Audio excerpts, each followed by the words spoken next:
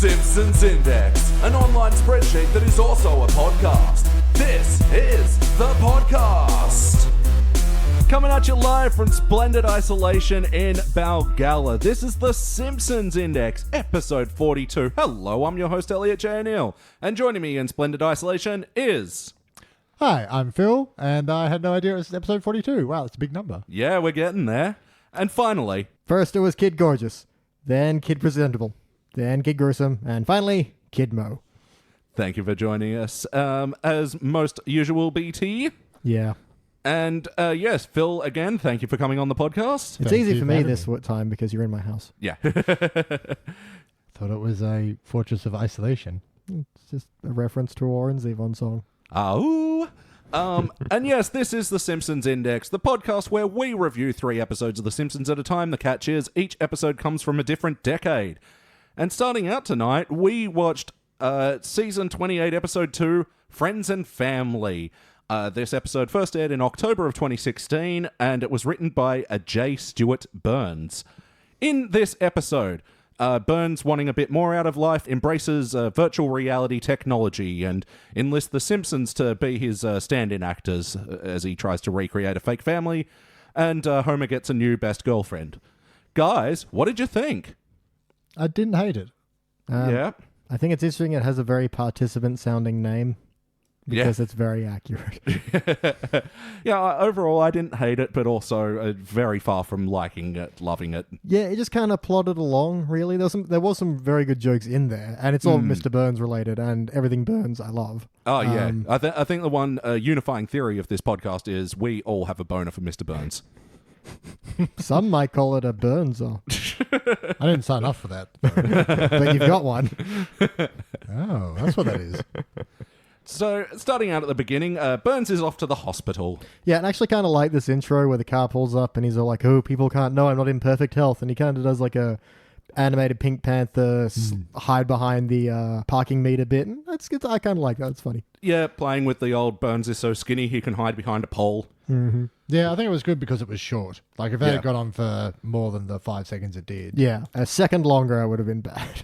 I don't remember the material, but the idea of, like, the doctors trying to gouge him as he's walking through. They're just, like, spruiking their wares. Like, eyeballs, you gotta be able to have eyeballs to see. I did like the one that was euthanasia. It's like, can I buy this as a gift? They're like, no. Yeah, I wrote that down as well. Yeah. And so he's going to see his therapist. Yeah, which... milked the first joke too much. He's like, well, we're here to talk about your anger. And it's like, anger issues. And it's like, oh, God, there was so many great places to go with Mr. Burns and a therapist that this is where you start. Yeah, it was a super easy gag where he just went, yeah, last time we were here, we were talking about anger issues. And he goes, anger. And it just literally pans to a clock that spins around quickly for 50 minutes. And he comes back and goes, well, that's the end of our time. Yeah. And you're like, yeah, whereas it immediately followed up with a much better joke where the guy, the therapist, puts down his pad and Mr. Burns sighs and just pulls out a gun and puts it on the table. Yeah, I do like this. Like if you had just cut that 50-minute bit, it would have been great. You know, it would have been, we're here to talk about your anger issues. Oh, I don't have those. Pistol out. Yeah. Because, yeah, that whole rambling anger thing was like, that was more of a Homer bit. Yeah, that's what I was thinking. To the point where I'm relatively sure that's even happened. Yeah. Oh, totally. And I did like his line about looking at the photo cube, and he goes, the plastic ugly people. Yeah, this is what you really need in life. Like, plastic cube of ugly people? Yeah. No, a family. He's like, yes, I often want to store people, encapsulate people in plastic so I can see their terrible faces as they die. Yep. And beautiful. Yeah, so he dies, and just jumping ahead, I like how they bring that joke back where Burns does meet the therapist family at the funeral and goes, oh, the ugly people from the cube. Yeah, that was not bad. It's a cute little bit. Yeah, this episode was odd because there were some really good standalone gags, but the story itself was just dull. Yeah, it was a mishmash. Around. Yeah. I will say we then quickly hit what I'm going to say is one of the very low points of the episode where the Simpsons are at the funeral because they're like, so which therapist was this? And they're like, oh, this is the one that taught it. And it cuts to them with the therapist, you know, and they're all arguing, and Maggie pulls out a pacifier and goes, Maggie, talk. No one listened. Maggie, never talk again. I was like, oh, fuck off. This is now canon, the first proper word she said. Yeah, it was a dumb gag as well. Like, we don't need to go see them argue. We know they're a dysfunctional family. They've been on TV for 28 years. Yeah, exactly. Yeah. You could have just had the line, "Oh, which therapist was this? It was the one that helped you out here." Oh, yeah, he was nice. It could That have would just have been been enough. we've been to a lot of therapists. Which one was this? And it'd be like, I don't know. Yeah. They all just sort of blend together. Yeah, we don't know. He's just in the Rolodex. But yeah, I feel like the other gag that they were going for was just the Simpsons screaming over each other and not really listening. And I'm sure if you focused on one character, there'd probably be some funny material that they were saying. But yeah, it sort of all got lost. No, I listened to Homer only, and he said nothing funny. Yeah, and sometimes when I roll my eyes so hard, I can't hear anymore. And that happened with the Maggie bit. So yeah. It wasn't a good delivery either. No. It was like, I'm baby, I can't talk well. It Yeah, was just really very weird. yeah. And I think she said, "No one listen. I never talk again." And you're like, for someone who's just had their first words, it's a very complicated thought structure. Yep. But it's trying to like bring justification to her character trait or something. Yeah, it's like, no. Totally unnecessary. Like explaining why Homer likes to wear only white shirts. You know, we don't need to know that. Right. My other complaint was when so Mr. Burns says, "Oh, I've graciously offered to pay for this funeral," and then unveils the tombstone. It's got the guy's name in tiny writing, then paid for by C. Montgomery Burns in a big block, and people start throwing rocks at him. So then he leaves, and as he's driving away, Otto pulls up and he's like, "Oh, I got stoned at a funeral." He's like, "Oh, sounds like a great funeral." And then he walks in, and then he's standing there being stoned, and he's like, "This is exactly what I wanted." I'm like, Yeah. this is just labored and dumb. And it really sounded like it was Otto's understudy for the voice as well. Yeah. Well, same with Burns as well, man. It's Harry Shearer for both those voices. He is sounding very weathered in this episode. Well, he must be 80. Oh, yeah. He is not a young man anymore. Yes. They should VR him just with all the words Burns would ever say. Yeah. They'd have to have it by now. Oh, can you imagine like a Mr. Burns GPS? That'd be great. Turn left. Excellent. You imbecile. You're going the wrong way, you dunderling and nuffmugger. It's hard to think of old-timey It words. really is, right? Enough magazine. But the other thing I like it. you can't prove it wasn't said back then. The other thing I didn't like about the auto gag was, you know, with sort of, you know, the old rule, you know, show, don't tell. Or, but, you know, it can be the other way, tell, don't show. And this one, they went for the tell and then the show and then another tell on top of it. Yeah, it was dumb. He's like, "This is what I meant by stone." It's like, no, it's not. You stupid face. Yeah, but the writer, just obviously went, "Oh, stoned, let's get Otto in here." And Yeah, it would have been a much better gag if he went, "Oh, I can't believe I got stoned at a funeral," and Otto's like, "What?" and just sped off. Yeah. That's You enough. you don't need to see them stoned, because then it calls into question all of the other people so angry at Burns that when somebody else turns up in the vague direction that he left from, they're like, Yeah. "Well, we're still throwing stones." Were they just there throwing stones at the empty space and Otto just happened to fill it? Yeah. It's like the funeral bukkake. You. I think you just found the name of like your grindcore metal band. Funeral bukkake.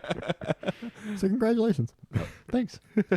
As Burns and Smithers are driving away from the funeral, they smash into Professor Frink, who was lost in his own virtual reality world, and kicking off the whole VR aspect of this episode. Yeah, which is a weird ride, the VR thing. I think all the animation I thought looked good. I thought they really played with the perspective well. Like, yeah, it was enough visual information that you knew when you were in VR. I mean, obviously there were, the characters and stuff, but the second you saw Frink getting he's in VR world getting a Nobel Prize. I nearly said Pulitzer. I'm like, there's something else. When he's in VR getting the I nearly did it again. Getting the Nobel Prize, you can tell immediately, okay, this is not reality. Something is different because A, we're in his perspective, and B, it's a little bit curvy on the edges. Yeah, So, curvy on the edges, and like the way that the backgrounds would move and the characters would sort of move at a different pace. It was like really interesting perspective work that they did here. Yeah, it was different. I was just confused by it because we saw the point of view of the VR before we knew that VR was going to be in this episode. Yeah. And so for the first, and that bit went for, I'd say, longer than it needed to be. Oh, yeah, definitely. Oh, yeah. And so he's wandering up the podium and he's like, "Oh, hello." He makes a joke about HBO and the Large Hadron Collider? What are they? By something. Higgs boson something. And I just spent that whole time going, what the fuck is this? Yeah, like you're somewhere else, but you don't know where Yeah, or it's why, leading to and somewhere, it's but it's not good enough to make me go, "What is going on, Simpsons?" It made me go, "What the fuck is going on?" And just pointing it out, he was on stage doing his speech when he was like walking around in real life. So Like, wouldn't the virtual reality be like him walking? Like, anyway, whatever. Touche, VR, touche. Yep. And yeah, so Burns and Smithers clean him up in their car, and I liked the bit with like Burns wandering onto the ambulance and then just Smithers casually bribing the paramedics. Like, Yeah, so Frink can explain to them VR while he's being taken to hospital. Yeah. It worked. And as the transition goes, it also works pretty well, I think. yeah, You get a quick joke, and then you just move straight on with your exposition. Yeah, I thought it was good. Something that could be like a permanent gag for Burns anyhow. It could just be any time they want to do something that was not normal, but he's rich. Be like, I'm coming in to eat with you and your family today. What the? He just does it, and Smithers just hands over some cash. Cash. Like, fair enough. and yeah, then how he just sort of tells the paramedic, "Can you drop me off at something or other?" And Smithers just goes, "Yeah, whatever. Here's some money." On the way to the hospital, and he goes, "Can you drop me off first?" Yeah. And everyone looks at Smithers, and he's like, "Here's some cash." You're like, and then you presume that that's what happened because you didn't see it. Yeah. So it's funny that they've done it in that gag, but the Stone gag, they're like, "Show all of it." Yeah, and it was just really stoned. This calls for Otto, the stoner. Wow. So going into Act 2, Smithers and Burns are trying to go through and find some of the new virtual reality apps and experiences, but it's all just porn and more porn. And Which I did like, and he goes, "Oh, there's also this one." It starts off with like Dragon Adventure, but then it just goes, Dragon Porn. That was weird that they said the dragon said dragon porn. That was a I bit know, of but odd. weirdly I actually liked it. It was like, it's fine. I was probably like, because the words Dragon Porn are just funny. yeah, and now that's a thing. Yeah, that's definitely, it was probably already a thing, to be fair. Yeah. There are like 70 novels about mating with dinosaurs. yeah, that's right. What? Because Crack did an article on like the weirdest pornography you won't believe exists, and there's like novels like Taken by the Velociraptor. It's like Oh man. someone's written a lot of things. People are weirder. That's 70 books. It's, I don't know if it's 70, but it's a lot. That's the tip of the tip, man. Like, they're on Amazon, like, there's just so many young budding writers who are just churning out these really weird porn fiction novels. Romance fiction, I think, is probably the best. But let's be real here. Yeah, and they were talking about them at length on Harmontown as well, and the one that he found the most astounding was it was like a butt that fucked another butt. The mechanics alone. Yeah. Well, now I've got to read that. Wow, what was that called? Just I don't know, but yeah, it was just a story about a butt without a human attached to it. trying to come up with like the best title for that. Turn the other cheek. Thank you. Hey. Oh, applause. Nice. Flawless victory. Burns and Smithers, not being satisfied with the VR experiences out there, decide to make their own and integrate a little bit of what the therapist said was, "Mr. Burns, you need a family." Yeah, and so he goes shopping for a virtual family and starts auditioning families from Springfield. Really hated the Van Houtens, everything about them in this bit. Yeah, it was just confusing. I'm going to buy a fat Barbie. Oh, it's curvy and you have to buy it clothes now.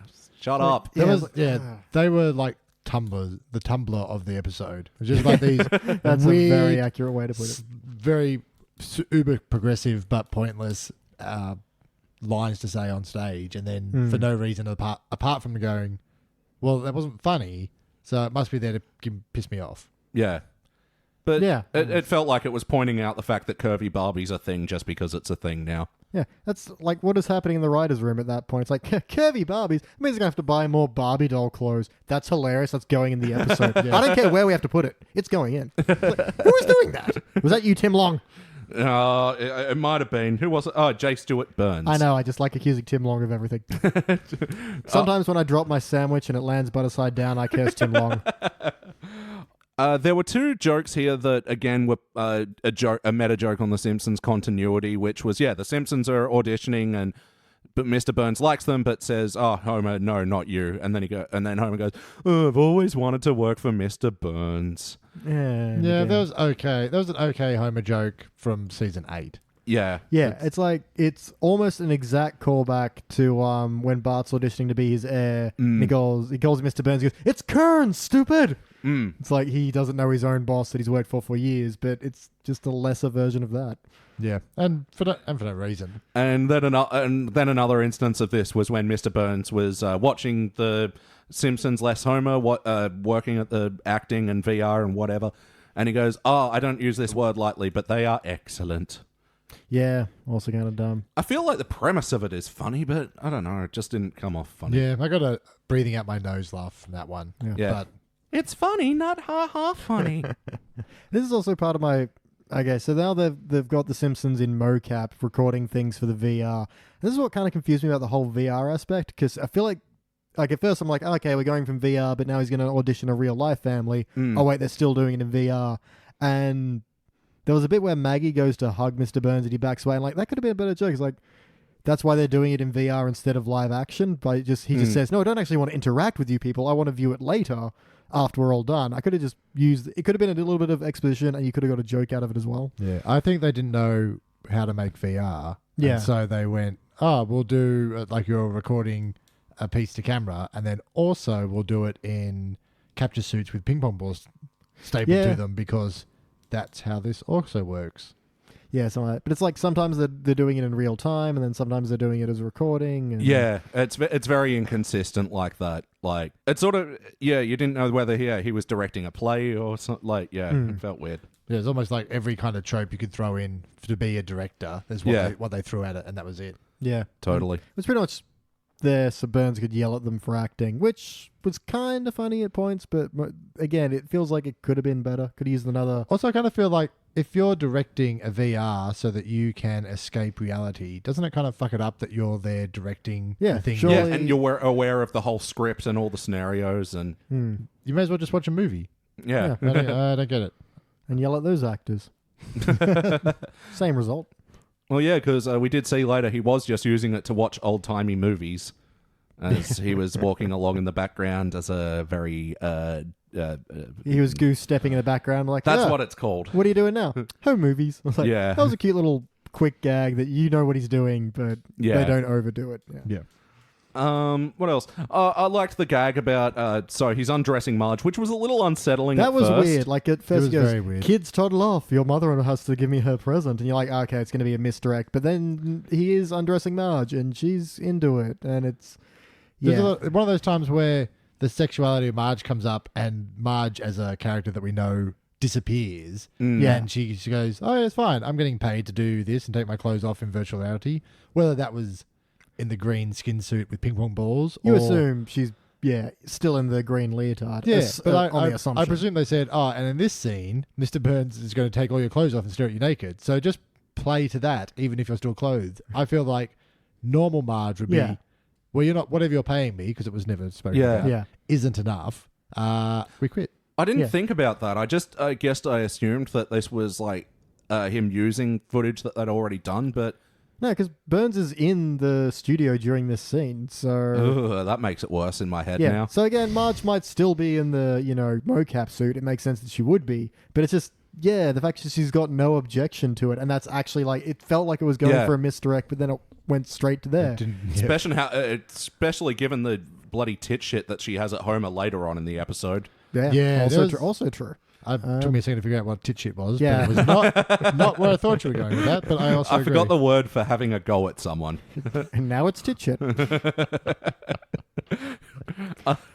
But I did like how she's undressed and it's got the sensor bars over her boobs and vagina, and then it's pronounced vabupa over a hoo-hoo-ha. Yeah, it's hoo-ha or nothing. Yeah, over a hoo-ha.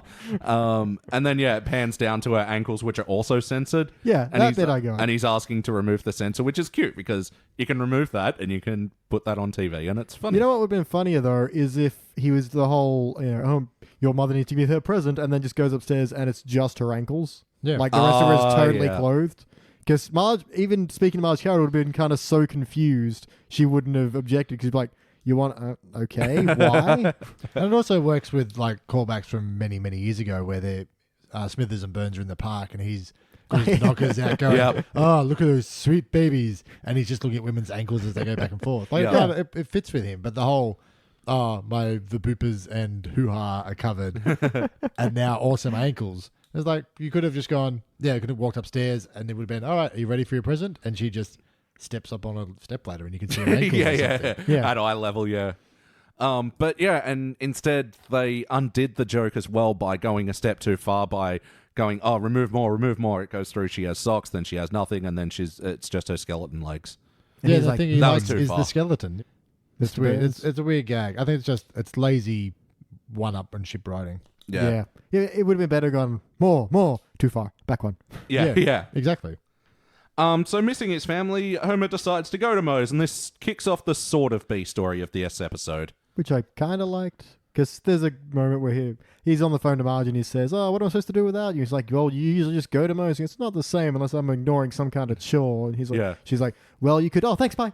Yeah. Yeah, that was good. That was a good moment. Yeah, it was a good lead into it. And then he's at Moe's and he's just talking about how he's got no one at home. And he's like, but that means I can just go home and eat dinner in any room of the house. Yeah. And just walk naked and things like that. It's like, then he hurries back home again. So what was with the shotgun gag, though? I forgot how they brought it in. Yeah, that was dumb.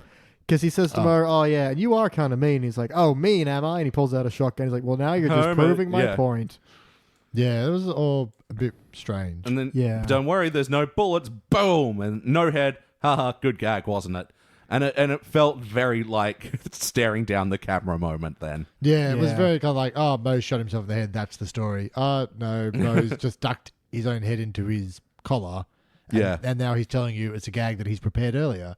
And you're like, what am I watching? Like, what? Yeah, it was. I found actually all of Homer's B story could have been like if you shrunk down the whole VR Mr. Burns virtual family story into half of the first act. It would be a great trigger to get Homer living by himself, enjoying the bachelor life, and doing a bunch of crazy shit that he'd normally do. But it took one and a half segments to get. Yeah, to we're get about there. halfway through Act 2 at this point. And then it's like, and then you watch Homer live his life by himself, which he loves because he can put his bowling ball and underpants in the dishwasher. And Look, I loved this whole Homer Alone montage. yeah, there's a lot of good sight gags in there, and I think like that could have been something great that then he gets into big trouble for because Homer always ends up to do something too much. There's no one there, holding his leash essentially. Yeah, I do like he puts like 7 different ingredients for ice cream in the microwave.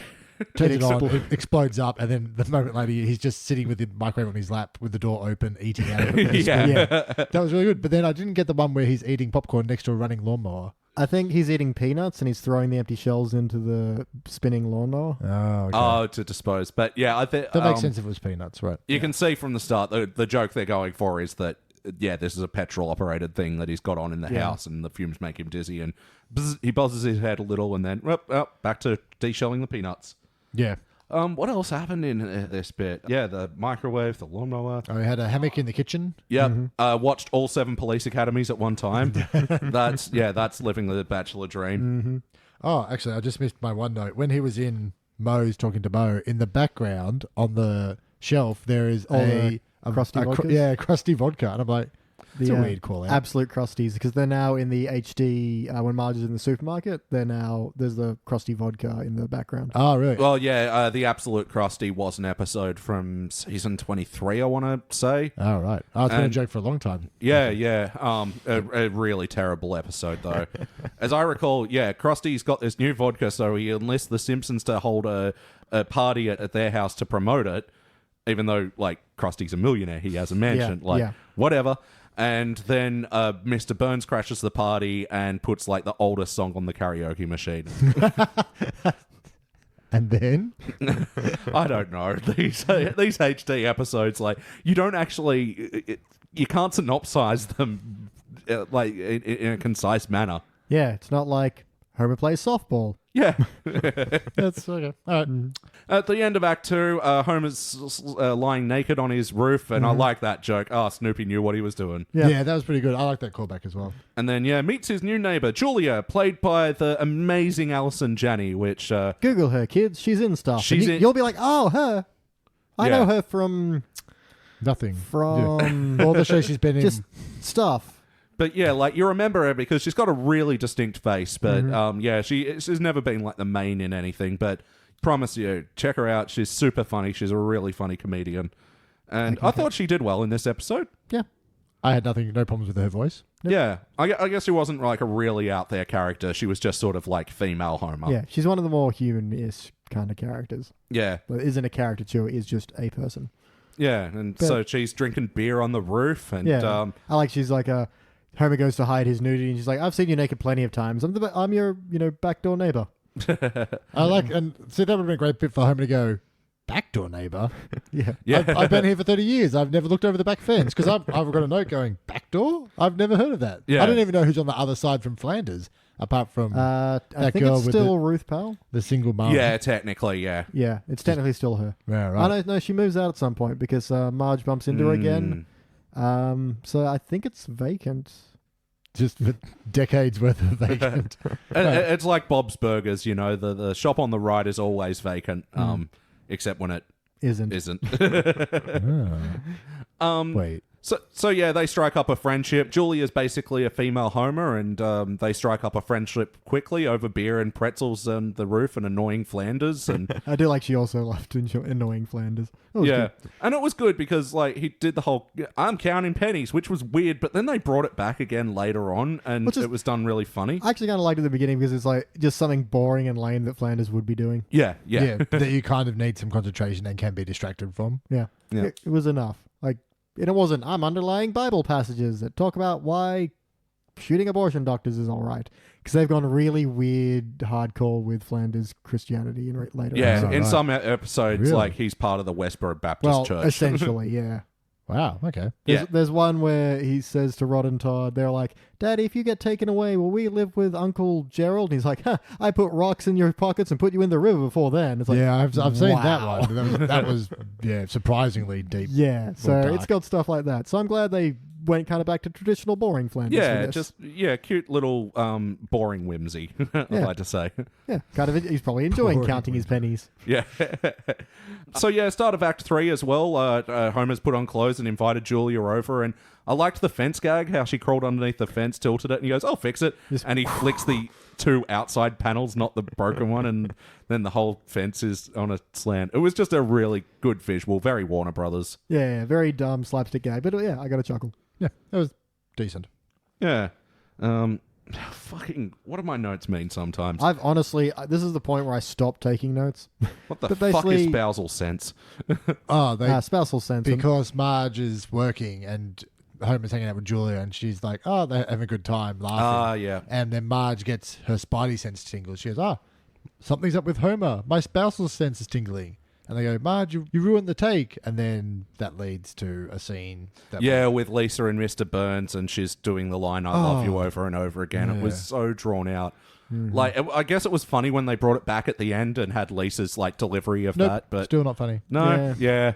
But It was just a thing I knew of now. Because at this point we've not talked about what they're getting paid. They've not been a thing about, honey, we really need this money. We just need you to act in this. Yeah. I'm sorry, I know you hate Mr. Burns. Also, they're living in his house. Yeah, there's you can work for a guy full time and not live in his yeah. guest house / dog house, whatever it was. Especially when you don't live terribly far to begin with. Yeah, there's not a lot of traffic in Springfield unless you need to be part of the Stonecutters.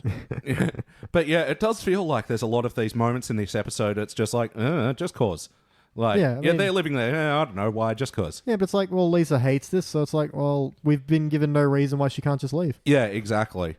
And I guess the whole spousal sense is tingling thing was trying to give weight to Marge getting angry at Homer about Julia later on in the episode, but it really wasn't earned. Yeah, I think it was trying to put a placeholder in there for the audience to go, from somebody else's point of view, Homer having a friend who's a woman might be a point for jealousy. Yeah. But she was so ridiculous about it in the 3 seconds that it came up in that you didn't have a chance to even try and be on her side. Exactly. Yeah, she just went to full fury straight away, and it was just, yeah. And whereas I thought they should have been doing more about, how Homer's relationship with Julia is affecting Marge, but they more just made a point of, a male and a female are just friends. Isn't that weird? Shouldn't they be wanting to fuck?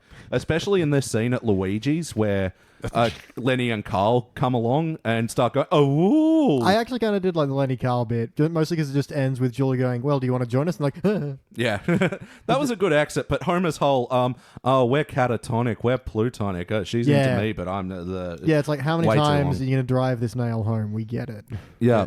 And then there was the weird bit where after Lenny and Carl leave, he goes, oh, you're my best friend. And then he looks and you can see Barney for some reason hiding behind a potted plant. And he stands up and he goes, that's right, my new best friend. And then No, but he's, he says just best friend. Just best friend, that's right. Yeah. And then Because for a Barney- second I thought it was going to be Barney's going to be jealous that Homer's friends with someone That's else. where I thought that was But going as it's well. not. It's like everyone's suspecting that, no, you're actually into this woman. It's like, Yeah. And then Barney didn't move or say anything, and Mhm. Luigi comes over Yeah. to Barney behind the bush, and he goes, "Don't worry, I've got a special trick that will always make people go in love." Yeah. And he gives them a plate of spaghetti, and they do the Lady and the Tramp thing, except yeah. New twist. Homer, they get to the same spaghetti strand. They're sucking it. They're close to kissing, but no, Homer just gets like angry and like sucks all the spaghetti, even the stuff that was already starting to be digested by Julia. Yeah. I actually thought that was kind of funny. which is fine. I didn't mind that as like a nice gag off the Lady and the Tramp bit. But then it goes back to Barney Yeah. and Luigi, and he's like, "What? This never happens." Yeah. And that's it. I'm It's like, like, but what this the was your- fuck was Barney there for at all? Like, what Yeah. was any of that? Like, What is- that could have just been outright Luigi when he's like, but Homer's like, she's my best friend. Goes, yeah, sure. Gives like eyebrows, and like you could have done the same bit. Why Barney was? and why didn't he move or speak? It was fucking weird. Yeah. It really was. Why was Luigi okay with a random drunk guy hiding behind a bush in his restaurant, staring at his customers? Made me think I was in VR for a second. Yeah. And I like how then you hear a voiceover, Smithers saying smash cut to Marge. I thought that was actually really funny. Yeah, Like, because then we cut back to him directing The Simpsons. I Yeah. don't know that I've ever seen that before. It feels like low-hanging fruit, though, and I'm actually kind of amazed It at feels Oh, a man. bit Austin Powers. They do it. Yeah. They do it in Archer all the time. where there's a voiceover saying smash cut. Not smash cut, but there's a voiceover leading from one transition to the other. Oh, yeah. Also, when they do smash cut to Marge, they're recording audio in an audio booth. They're not smash cutting there's to no smash anyone. cut. Oh, that's a good point. It was like- Wow. You've already put them in like being recorded by a camera in a studio. Yeah. Why aren't they just in there? There was no reason that they couldn't have been. And that would have Interesting. made the joke work. Unless the joke was, it wasn't a joke because it wasn't funny. Yeah. This is where the VR thing all comes to a head, and Mr. Burns is being demanding, and the Simpsons are, this is stupid, and Mr. Burns quits VR, and they do an Archer style, like everyone saying the same thing, scene transition. Burns is going, my life is perfect without VR, and then Homer's enjoying time with Julia, goes, my life is perfect, and then Flanders finishes counting the pennies. My life is perfect. Dad, have you seen my Canadian penny? Oh, son of a deadly smash. Yeah, but I thought that was going to end with like a shot on Marge. Mm. But even then, that doesn't entirely make sense because she's been working for Mr. Burns. But again, that was her choice, Yeah. and we were never given an idea of why she was obligated to do it, or if she Yeah. didn't like it, why she would continue. Also, they signed 10-year contracts. Yeah. Well, they complained Yeah. about them. They Or didn't- 10-year options, at Yeah. least. It's like a lot of money for something that they didn't not want to do, but weren't unforced to. Yeah, Mm. and it's like, yeah, we can assume they're a little strapped for cash, and that's why they're doing this. But There wasn't, a scene at the start of the episode with, like, the house being on a tilt, or... yeah, But- or the one where they drop all those pennies and it goes through the ground. Yeah. There wasn't a motivation for them to do this, no. So it really made everything, if they're trying to play up everyone's having a great time, but now Marge and the family are miserable, give me a reason why they're miserable, and didn't just go, working for you sucks, Mr. Burns, bye. Yeah, that's pretty much how they did Well, it. he fired them. No, he fired them. That's what I'm saying Yeah. is, Oh, if they're going to be yeah, miserable, sorry. Yeah, give we me did. a reason for them to be miserable other than, that they can't just walk away from. Yeah, no, I agree. So they come home, and then Homer lets out that he's been hanging out with this friend who's a girl, and then Marge just fucking loses her shit on Oh, it. yeah. She drops. flips furniture. She's like... I like how she smacks the plate, and Homer's like, why would you be mad at those eggs? what did they do to you? That was great. But yeah, her whole rant of just like, Homer, you fucking piece of shit. You Yeah. don't appreciate everything I do. And like, it was just too over the top, given Yeah. that all that happened was he admitted that he had a friend. Especially that she'd been away from not living at home with the family for weeks at a time, walks back in, and she doesn't even go, oh, I'm sorry that we've not spent time with you or been at home because we've been working for Mr. Burns, Yeah. but we really need that money for Lisa's kidney dialysis. Yeah. But it was just, she came in, went, hi, homie, and Homer's like, oh, haven't seen you guys for a while. How are you? And then she just instantly got mad. Yeah. Yeah. I was like, that's the thing. I could have supported the whole plot point if they just earned it, but because at this point, okay, Marge's whole thing is Homer saying this woman's his best friend. She's all like, you're supposed to be my best friend. That's why we're married, yada, yada, which I could get if they'd earned it. If she'd been like, we've been working really hard for Mr. Burns because we need this money for some reason. We've been really miserable. Whereas you've loved the fact that we haven't been home, and you've even gone out and made a new best friend and essentially emotionally replaced me. Yeah. That would have been something. Then you could have earned it, but then you haven't. Because, that's earned what it is. It feels like Marge is making a big deal out of the friend that's a girl, whereas she should be making a big deal out of the fact that Homer's been living large while they've been suffering. Not even living large, just really enjoying his life. Yeah. But again, I bring back to the fact that there's no reason for them to stay at Mr. Burns if they don't want to. So if they're going to play the whole "we've been miserable, you've been having a great time" bit, earn it. Don't just say it. Well, and there could have also been like a thing while Marge was playing Mr. Burns' wife in virtual reality. She could have learned that husbands and wives are supposed to be best friends, and she pines and misses her best friend Homer. Yeah. Then comes back to find out that she's been replaced by, and then that would be so much better. You wouldn't be instantly angry, but you could then have an emotion to get disappointed or jealous, or You'd definitely be hurt. have something. Like, rather you just turn up, go, "Hi, I've been working for 8 months as a virtual reality star in a millionaire's mansion, and we're back. What? You have a new friend? Fuck you." He saw me digitally naked. I was cool with it.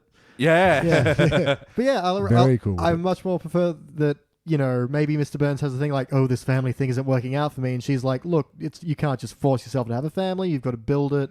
This is why my husband is my best friend, because we've built a relationship." And then to have that revelation, then go home, have Homer thing, that would have made so much more sense and been much more satisfying. It just made any sense. She's got no motivation for her anger out of it. And so you just think, oh, well, Marge is out over the top. Especially when the way she finds out about her husband's new best friend is he tells her, "I made a new best friend." He doesn't take any attempt to hide it at all. He immediately, she goes, "Who's on the phone?" He goes, "Oh, my friend Julia."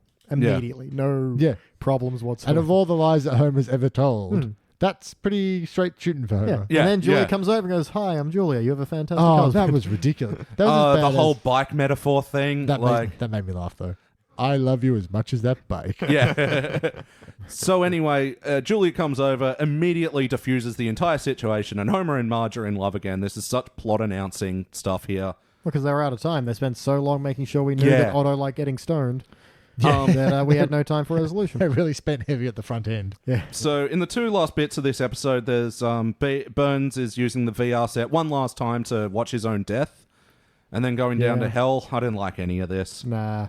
There was a little Wilhelm scream. I noticed that when they were down in hell. Oh, really? Yeah. And then they do a 10 years later, and everyone's wearing a VR headset and walking into shit and having their own little VR gags. There wasn't anything strong in here that I feel like deserves mentioning. No, actually, I disagree with that. I'm going to mention the shit out of it because it was so fucking terrible. So, the Monty Burns goes to hell bit is just a bit. It's like someone's gone, what if he imagines going to hell? And the joke is, the VR's not even plugged in. It was terrible. Oh, that's right. But the VR of the future, where everyone's walking around with virtual reality goggles on in the street, Mo walks into a light post, and my first thought was, for fuck's sake, it's always Mo that does something like that. Yeah. Then Skinner's mum, Agnes Skinner, falls down the open manhole, and you're like, they're going to show the dangers of VR. Yeah. And then they just show people like Skinner's having a picnic and he's imagining Chalmers. Super Nintendo Chalmers, and Super Nintendo's having a picnic and he's imagining Skinner's dead. And then it shows Marge and Homer making out in bed, but they're just lying next to each other with goggles on. Yeah, I'm like, fuck you, Simpsons. Like, this is really, and I just struck upon this idea halfway through this rant. Nice. I think this is a really shitty version of that Black Mirror episode where they have self-recording things in their eyes and they can play back stuff on TV. There's so many parallels there, but none of them are done well. And then to have a bit at the end that goes, in the future, VR will be more important than life and everyone will lead a stupid existence. It's like, fuck you. You've never done this before. You don't go, hey guys, we've had to think about how technology might affect our lives in the future, and we think it's bad. All right, good night. Enjoy the clown show. It was very overt weird. social commentary as well, and like it felt again like the whole curvy Barbie bit, and when they mention kale later in the episode, it just feels like mentioning it because it's a thing. And I think they're writing for Tumblr at the same time. That's all I can tell you. Truly. All right, it is time for the questionnaire. Fireworks. Puppies. Play count. How many times do you think you've seen this one? Once or so. Yes, I have seen it twice because I saw it when it came out last year and I watched it now and I don't know if it'll happen again. Did this feel like an episode of The Simpsons? It felt like an episode of The Simpsons that you used to get on the back of the cereal boxes. That was obviously like Simpsons maybe comics. like a Bongo Comics. Or... Yeah, like a buy-in thing where someone had paid to license The Simpsons and put them on the comic. And they went, we need one comic, and they're like, here's the shittiest idea we could come up with really quickly. Put it on the back of your cereal box. Right. And thus it became a TV show. I mean, Homer's on point. Marge isn't. She, like you said, we completely abandoned her character a couple of times and give her no motivation a couple of times. Yeah, she's poorly motivated in this episode. I wouldn't say she's completely off, but definitely exactly. poorly Same with motivated. Lisa. She's being Lisa, but not motivated by anything. Bart's barely in it. Yeah. And Bart loves Burns throughout. Like every time he talks to him, he's always he's the most invested in the acting. He gave such an emotional performance for his death scene. Yeah. It was beautiful.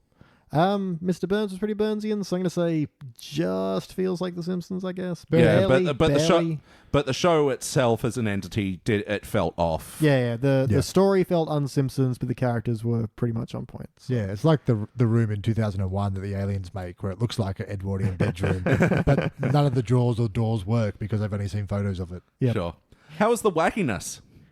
Very wacky. VR, everyone walking around and bumping into shit wacky. That's not how VR works. People walk into shit. You've seen those videos of VR fails of people falling down and stuff. Yeah, fuck, I love the VR fails where, people just spontaneously fall over like those goats that you spook and their back legs go stiff. I love those goats. Evolution, what the hell? Yeah. Evolution wants you to have a pet and wants it to be easy to catch. And laugh. I figure it doesn't get eaten because predators just laugh too much. it just fell down. Oh my god, that's so cute. How could I possibly eat that? Predators end up keeping it as a pet. And you run along, little wooden-legged goat. You're so cute. How was the heart, though? It was no. Again, we wrote a better episode with more heart right in this room in the last half hour. Yes or no? Would you watch it again?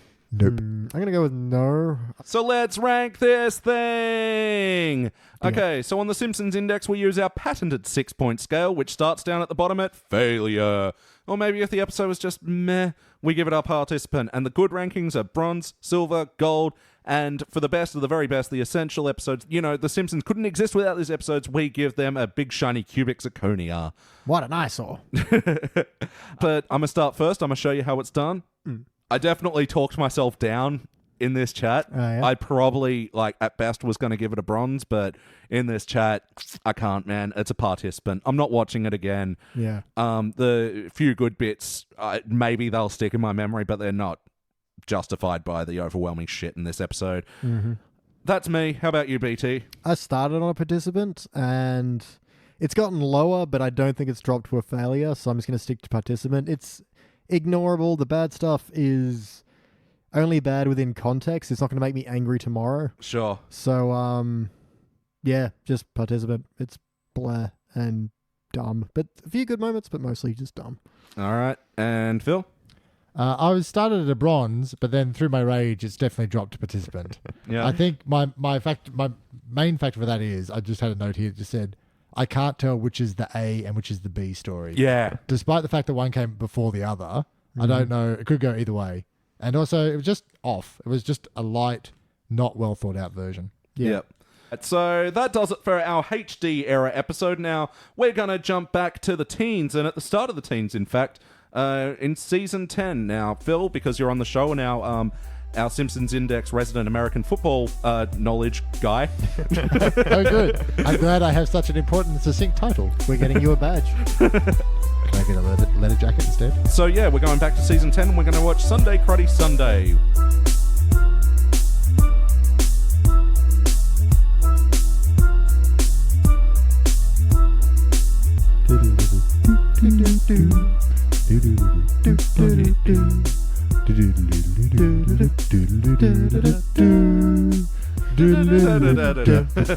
We are back, and we just watched season 10, episode 12, Sunday, Cruddy Sunday.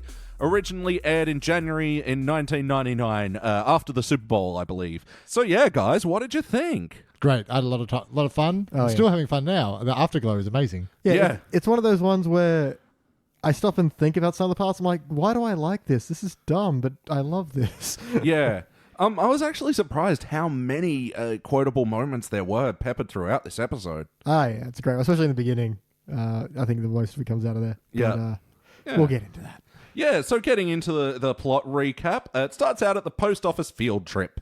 Mm-hmm. There was a lot of good material in here.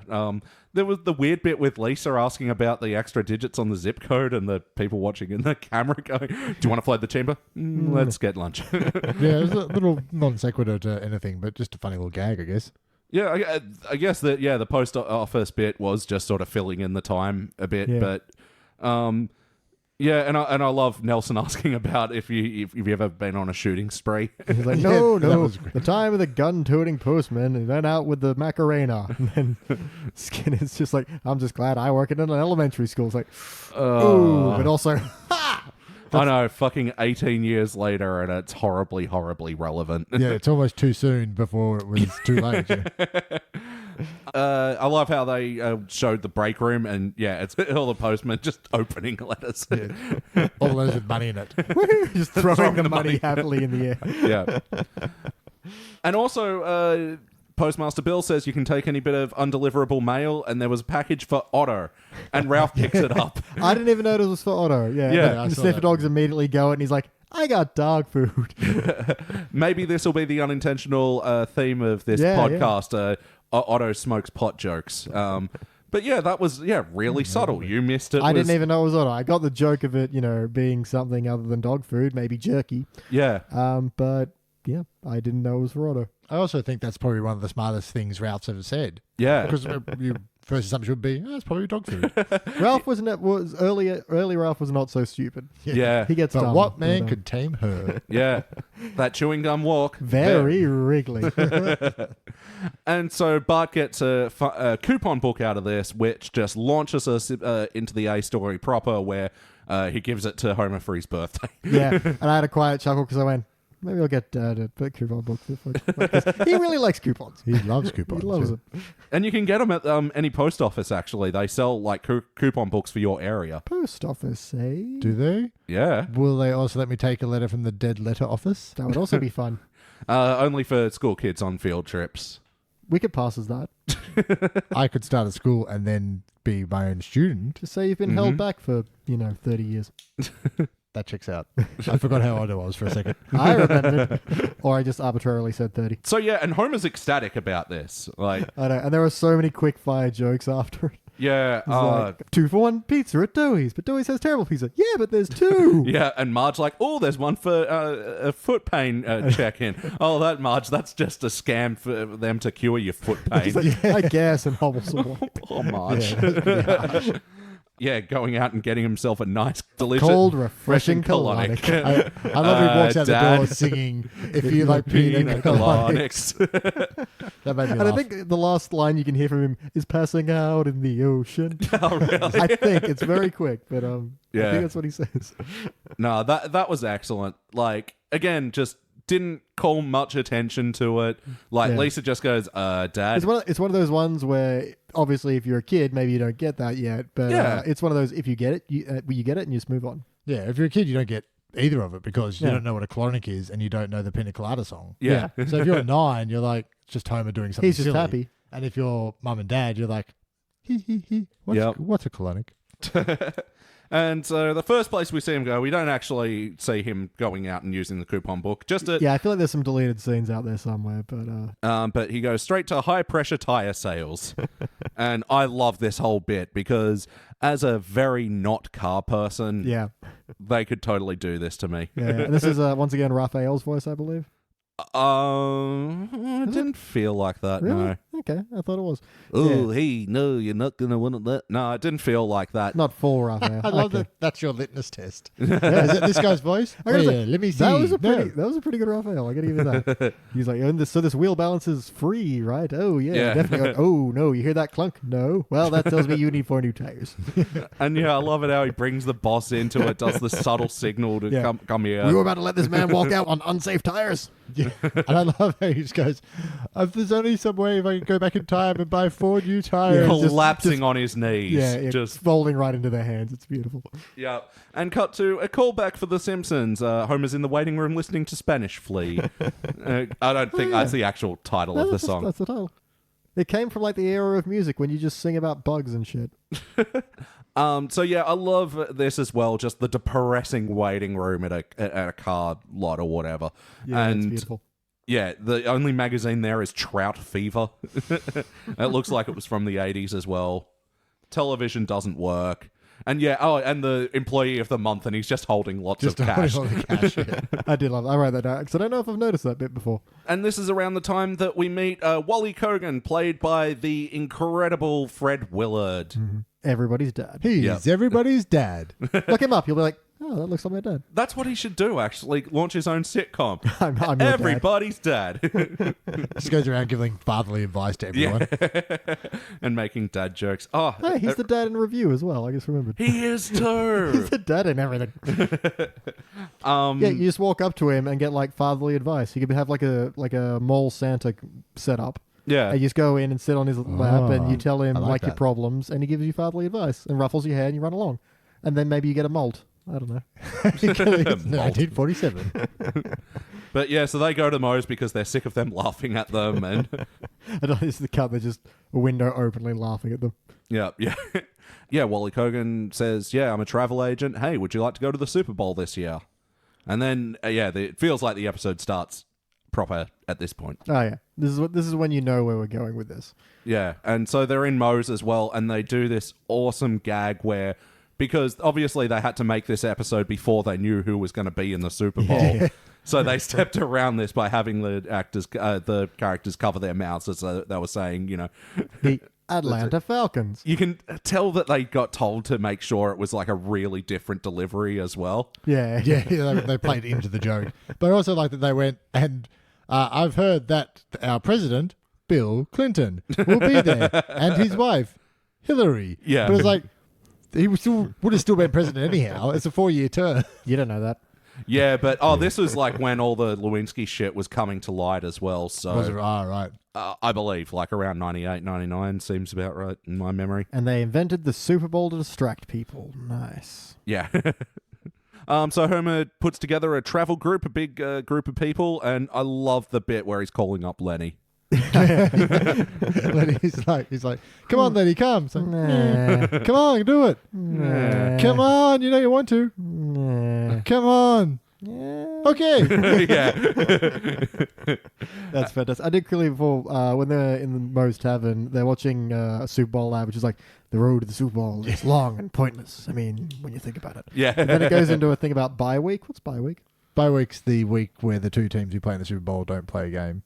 Okay. So, like, because you got a tournament, and, like, I can relate it to Australian rugby because I almost know something about that. Which one's rugby again? The one with the ball. Ah, okay. It's the football, but not like the football that them Yankees play.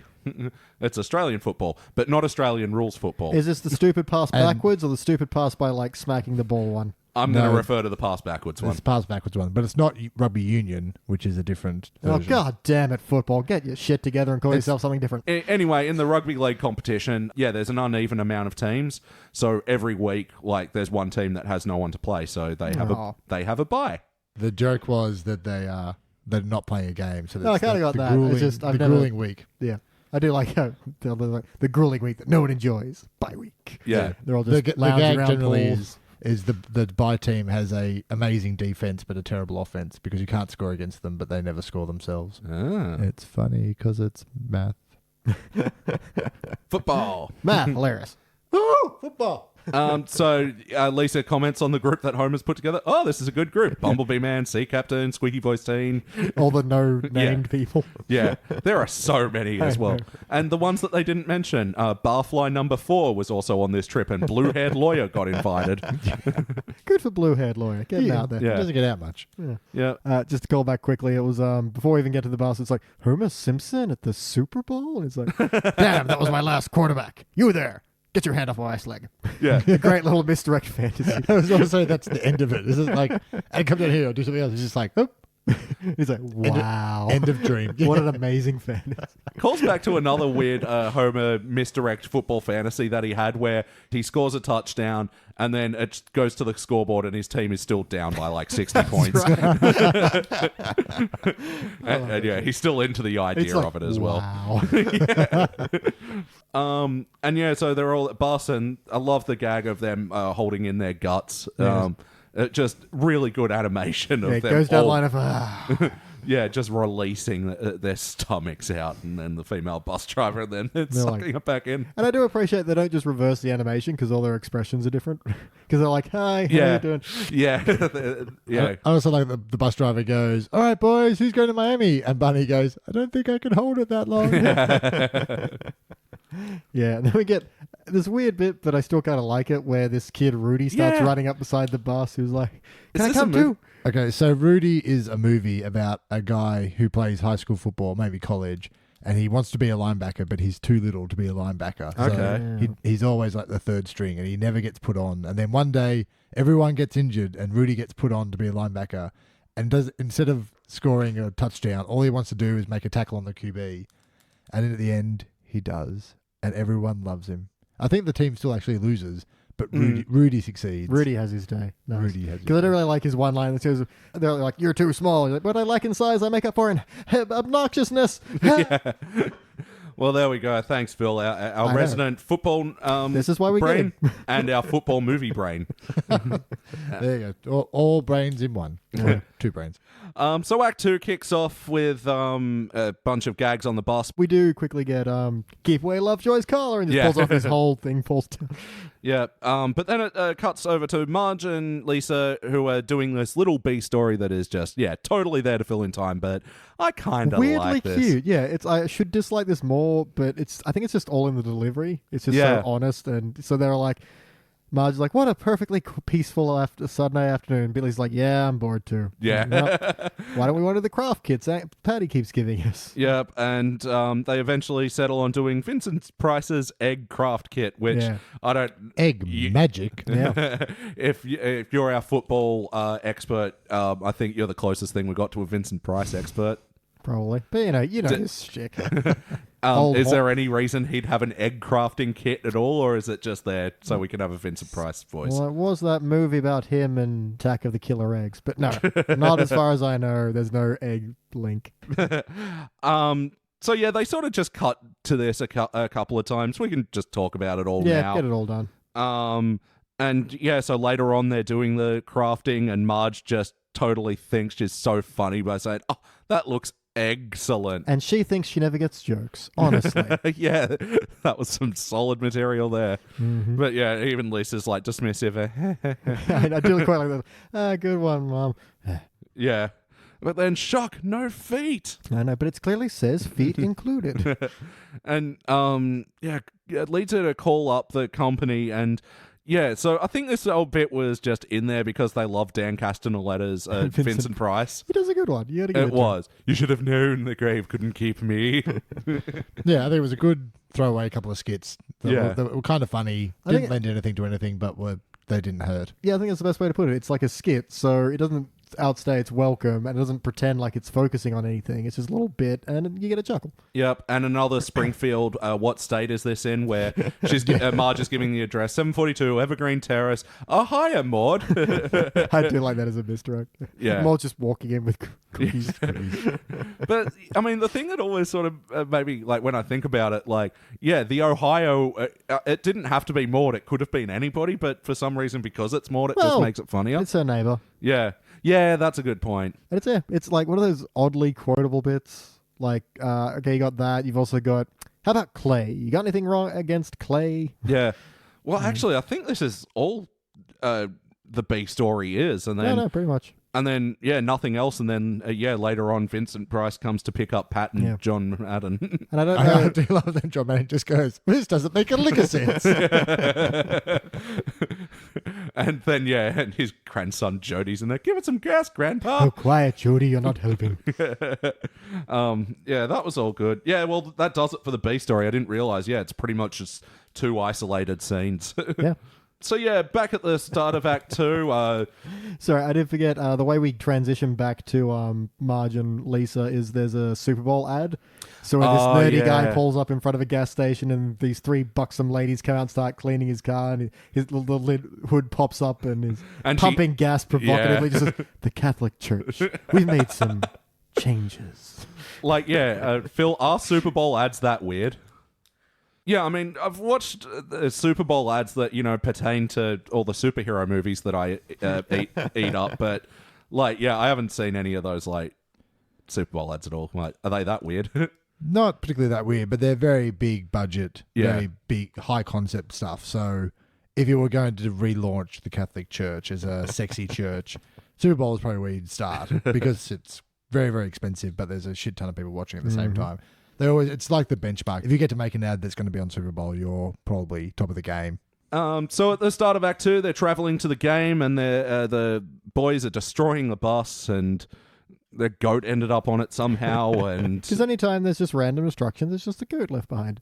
And they're almost at the game, and they're all cheering, and Wiggum's firing his gun up in the air as well. And it's about the only time that I've seen someone in celebratory firing of a gun, and it being actually funny. Because usually it's like, oh yeah, they're shooting a gun. It's like, but that was I don't know, maybe it's just because it was inside a bus, and they were so oblivious to everything else. It wasn't like he was shooting it because he was like, I'm having a good time, shoot, shoot, shoot. Yeah, it was just like, yay, and holding a gun at the same time without knowing. Yeah, because, usually they put those gun shooting gags to the rich Texan who comes up annoyingly often. Mm-hmm. Now, one joke that I know none of us laughed at, which was when he goes, sorry about the mess the boys made in your bathroom. She goes, what bathroom? Wow. It felt very much like that. But I think it was probably funny the first time you heard it, but we've seen this all, I'm sure. I know I've seen it a bunch of times. I know you have. And I'm assuming you have. Yeah, definitely. And we've seen jokes like this a lot, Oh, sorry, I just had to throw up in your puke bucket. What puke bucket? There's only my collection of antique hats. Sorry about that, folks, and sorry if you did hear any buzzing underneath the track. We just isolated the problem lead, and we've sent it to bad lead hell. Also known as a garbage bin. Yes.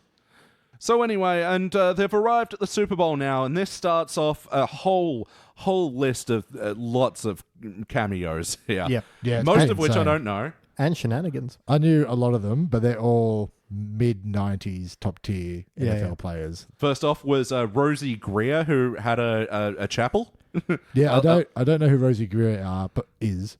Moving on. Not bad. But while they were past the chapel, he was saying, and dear Lord, we hope that one day our wandering Oakland Raiders will one day find a home. Which is funny. Aren't they going to Las Vegas? I know this. Because, the Raiders even I get this one. The Raiders used to be in Oakland. Yeah. Then they went to LA. Yeah. And then they went back to Oakland. Oh, really? And now, 10 years after that, they're going to Vegas. That is so weird. Anyway, I laughed at that. Glad at the Raiders. Yeah, because even I get that. And Troy Aikman is in here somewhere. Who's that? Dallas Cowboy QB, 5-time Super Bowl winning guy from, I'd say, 94 to 98. Oh, there you go. And he was doing caricatures, and this is, finally, I was wondering which episode this came from. Everyone loves Dune Buggies. Isn't that a callback from when Lisa gets a caricature when she enters Miss Kind Teen? of. And he's like, everyone loves roller skates. Yeah. Is that a callback or a call forward? I think it's like a parallel call. I think it's just a general comment on caricature artists. Take that, caricature artist. Yeah. Why don't you draw me in a sassy way to tell me how you feel? Mm-hmm. No, we love all you caricature artists. Apart from you, Don. Jerk. You know who you are. Speaking of Don, then Don Marino. No, shit. It's Dan, isn't it? Fuck. That was such a smooth segue almost. Almost. No, and then Dan Marino's doing passes at spiral. What's he doing? Long throw posse. You catch a ball from Dan Marino, who was the Miami Dolphins QB from late 80s to mid 90s. Who we know from Ace Ventura: Pet Detective. Oh, is that right? I only actually saw that movie like twice, if that. I was more of a When Nature's Calls fan. Stitches out, Dan. What?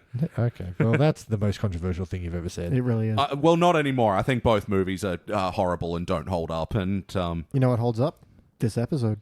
Yes. So yeah, I love the thing of, To what? The episode. getting back on track. And yeah, Homer pushes to the front and Dan Marino offers Bart the pass, and yeah, Homer jumps in the way and takes it anyway. I just love everything about this Yeah, bit. and then Dan sends two Teamsters to tackle Yeah. Homer, and he passes it back to Bart. And then they both knock him out down. He's like, oh, my and then spine. there's a little twist, and then you hear the just... And then, The celery my crack of spine. Yeah. Oh, the celery crack. Oh, we've got to use that in Pulp Fury. Writing that down. Yeah, I learnt that from watching the making of something. The celery. A That is piece of celery on a pillow, and then you punch it, but it also has the cracking sound. interesting. And yeah, because there's a little bit of wetness as well, so you'd get like a... Yeah. Yeah. Oh, wow. Yeah, Learning things. We get to break so much fruit at some point in the near future. It's going to be so much fun. Yep. So they're just about to get into the game, and there's this scalper out the front that they just berate. Yeah, well, that's like, and really, you could see that joke coming because they spent so much time Yeah. with Homer telling him what a douchebag he was. Yep. And so, yeah, it turns out the tickets were fake. And again, I love everything about how this unfolds. Yeah. There's no hologram, and there's no team called the Spungos. This appears to be printed on a cracker. Hey, stop eating those!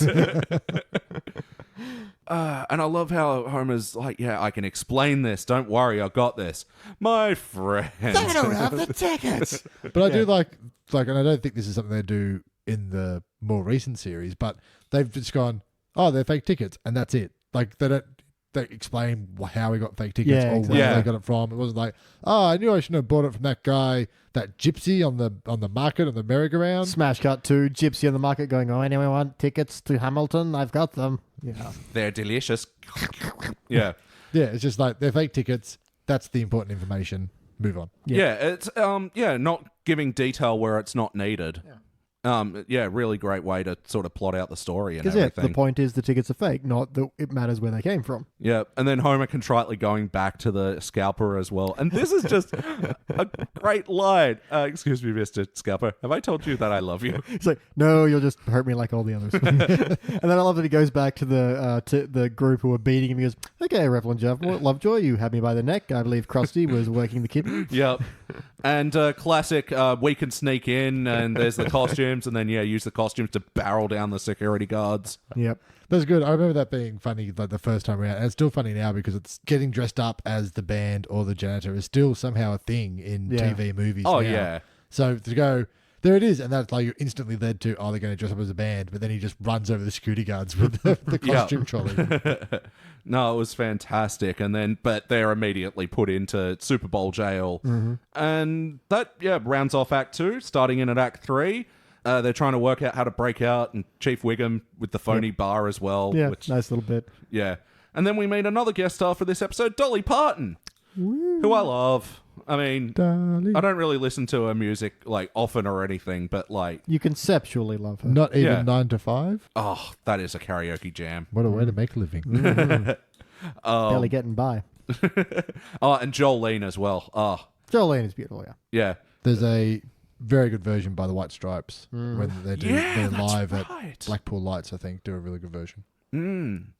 But yeah, I'd go and see her in concert in a heartbeat as well, because she's really great at mixing in the music and stories and everything. She just seems sweet. She is. But I love that they meet Dolly Parton. She gets them out of jail with her extra strength makeup remover. Yeah. And she's like, well, I've got to go do the halftime show now. Puts on a giant Snoopy head and a backpack and just jets out. I'm like, that's got to be the fastest get the celebrity out of the scenario ever. But I love that it's Dolly Parton and they put a giant Snoopy head on her. So you can't even tell that's who it is. Someone just goes, that is going to be a great show. And earlier she said that it was with, she's singing a song with Rob Lowe and Stomp. Like, That's halftime for you. And even before that, you've got the reason she busts them out is she recognizes Wally, and he's like, yeah, I sell a lot of package deals to Dolly World and Euro Dolly World. That's in Alabama. That made me laugh. That's awesome.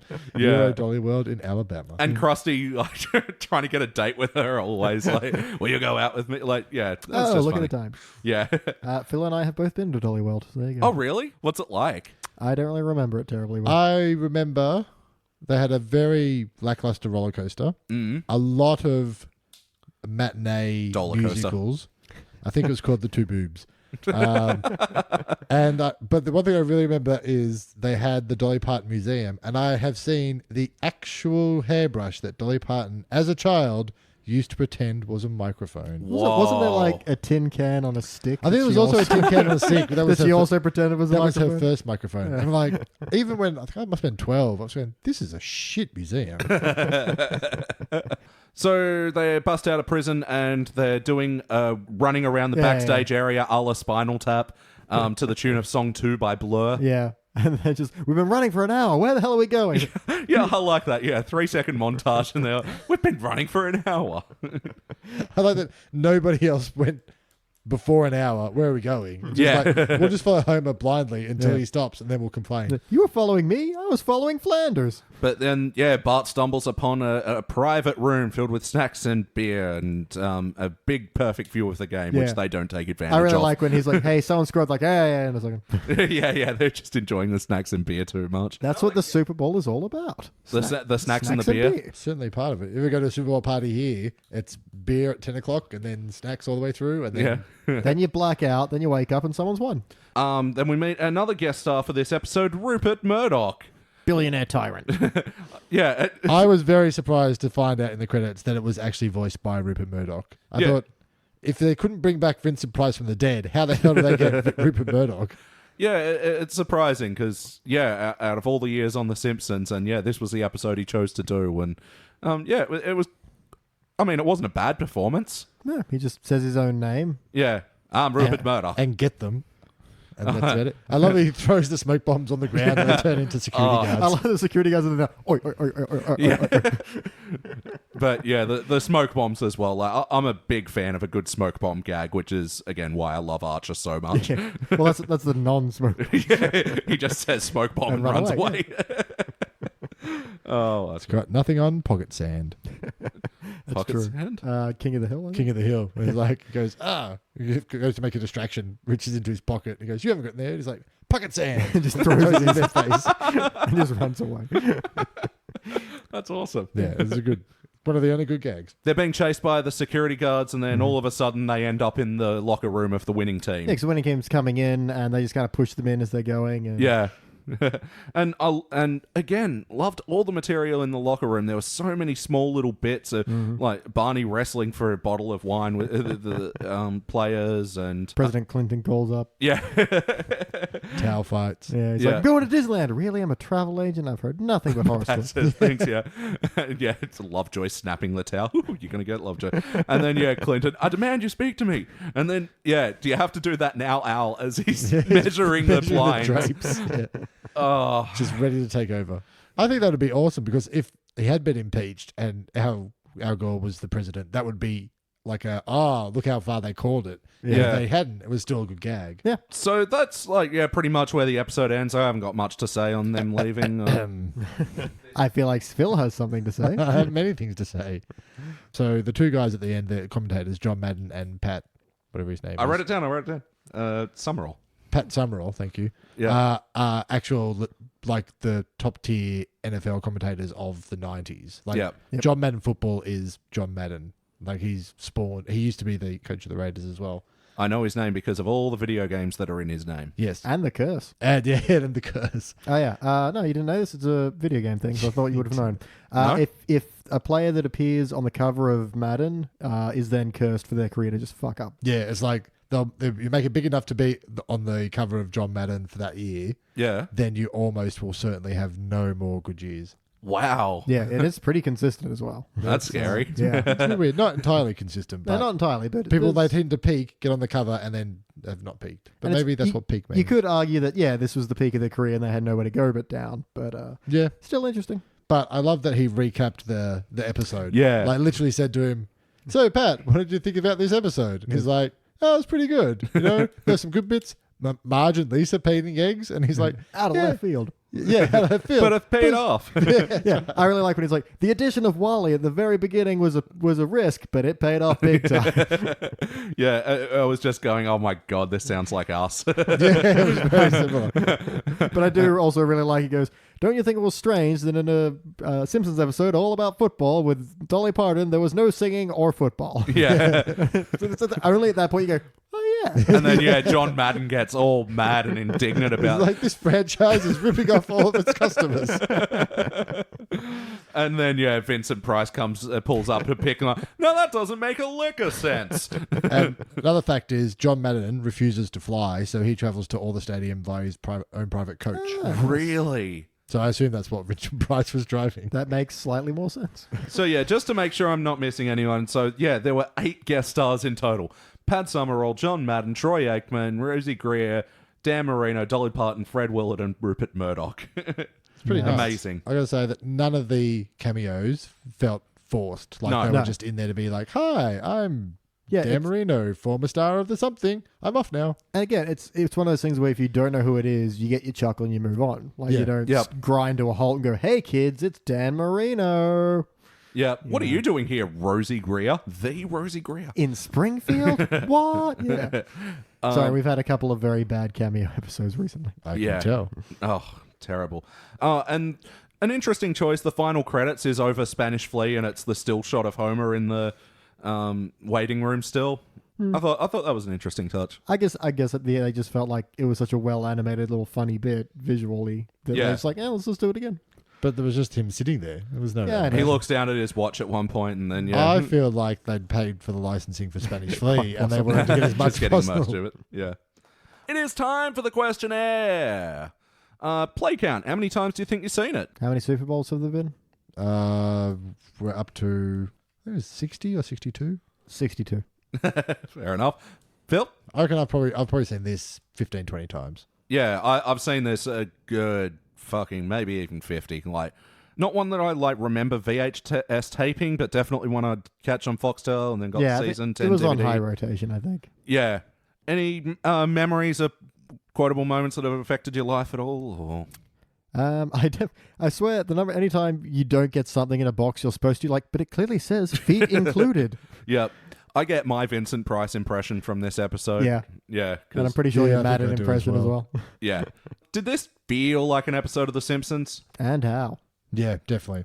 Yeah. It didn't even have the feeling of being like a Super Bowl special either. It was just The Simpsons. They're American. Yeah. They football sometimes. It wasn't so focused on one of the players or one of the teams that, it didn't.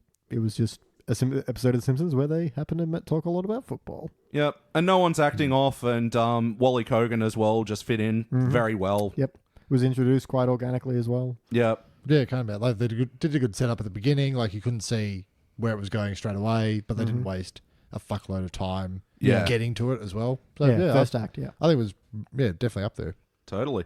Wackiness. Yeah, there was a lot of wacky moments in Smoke this. bomb guards and Vincent Price. Just constant running. Constant running. Running for an hour. Dolly Parton's makeup remover. Having the entire episode recapped by Madden. Yeah. Totally. Dolly Parton operating a jetpack inside with a Snoopy head she could not possibly see out of. That's Super Bowl. But yeah, nothing that felt off to the story. And, no, nothing that was such a critical thing to the story that its wackiness drove it into the realms of impossibility. Yeah. Just a lot of fun. But conversely, there wasn't a lot of heart, was there? There wasn't any kind of deeper meaning to it. No. There was basically everyone had a good time, did something a bit different. You could say there was a love of football. It was a very fun romp. Yes, there's a love of fun. Yes. Yeah. Who doesn't love fun? Yes or no, would you watch this episode again? Yes, I would, Ken. I would watch it now.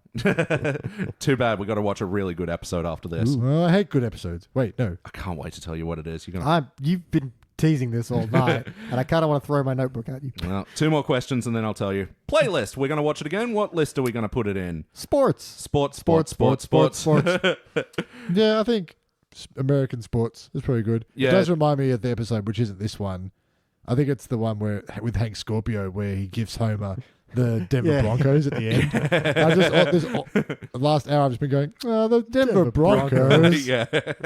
Which was weird because it wasn't the next year they won Super Bowl. But they were kind of sucky because they kept losing out right at the end. Not in the Super Bowl, but... So they won, but badly. They won until they didn't. So let's rank this thing. Phil, our football expert, kick it off.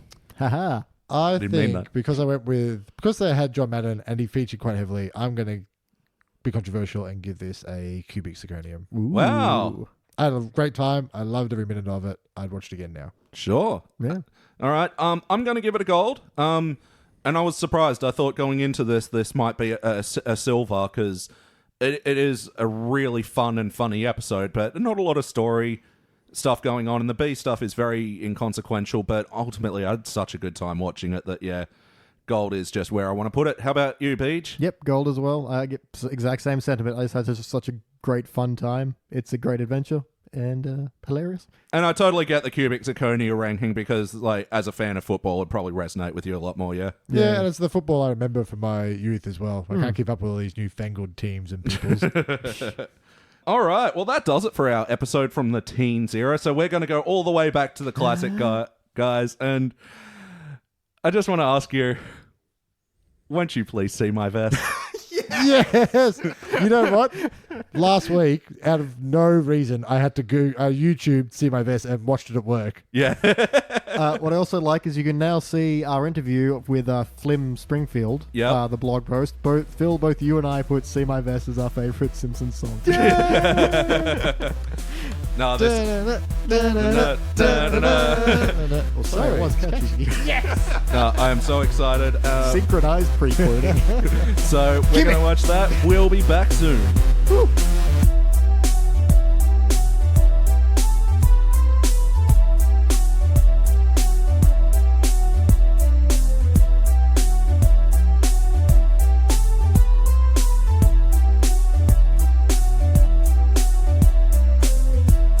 Back, and we just watched a really fucking good episode. It was season 6, episode 20, 2001 Greyhounds, originally aired in April of 1995, written by Mike Scully, and synopsis, yep, this is the one where Santa's little helper makes a new friend. She's the fastest, and they have a big litter of puppies together, 25 to be precise, and Mr. Burns steals them, but more on that later. Guys, what did you think? Yay! Smashing. Truly smashing. Totally.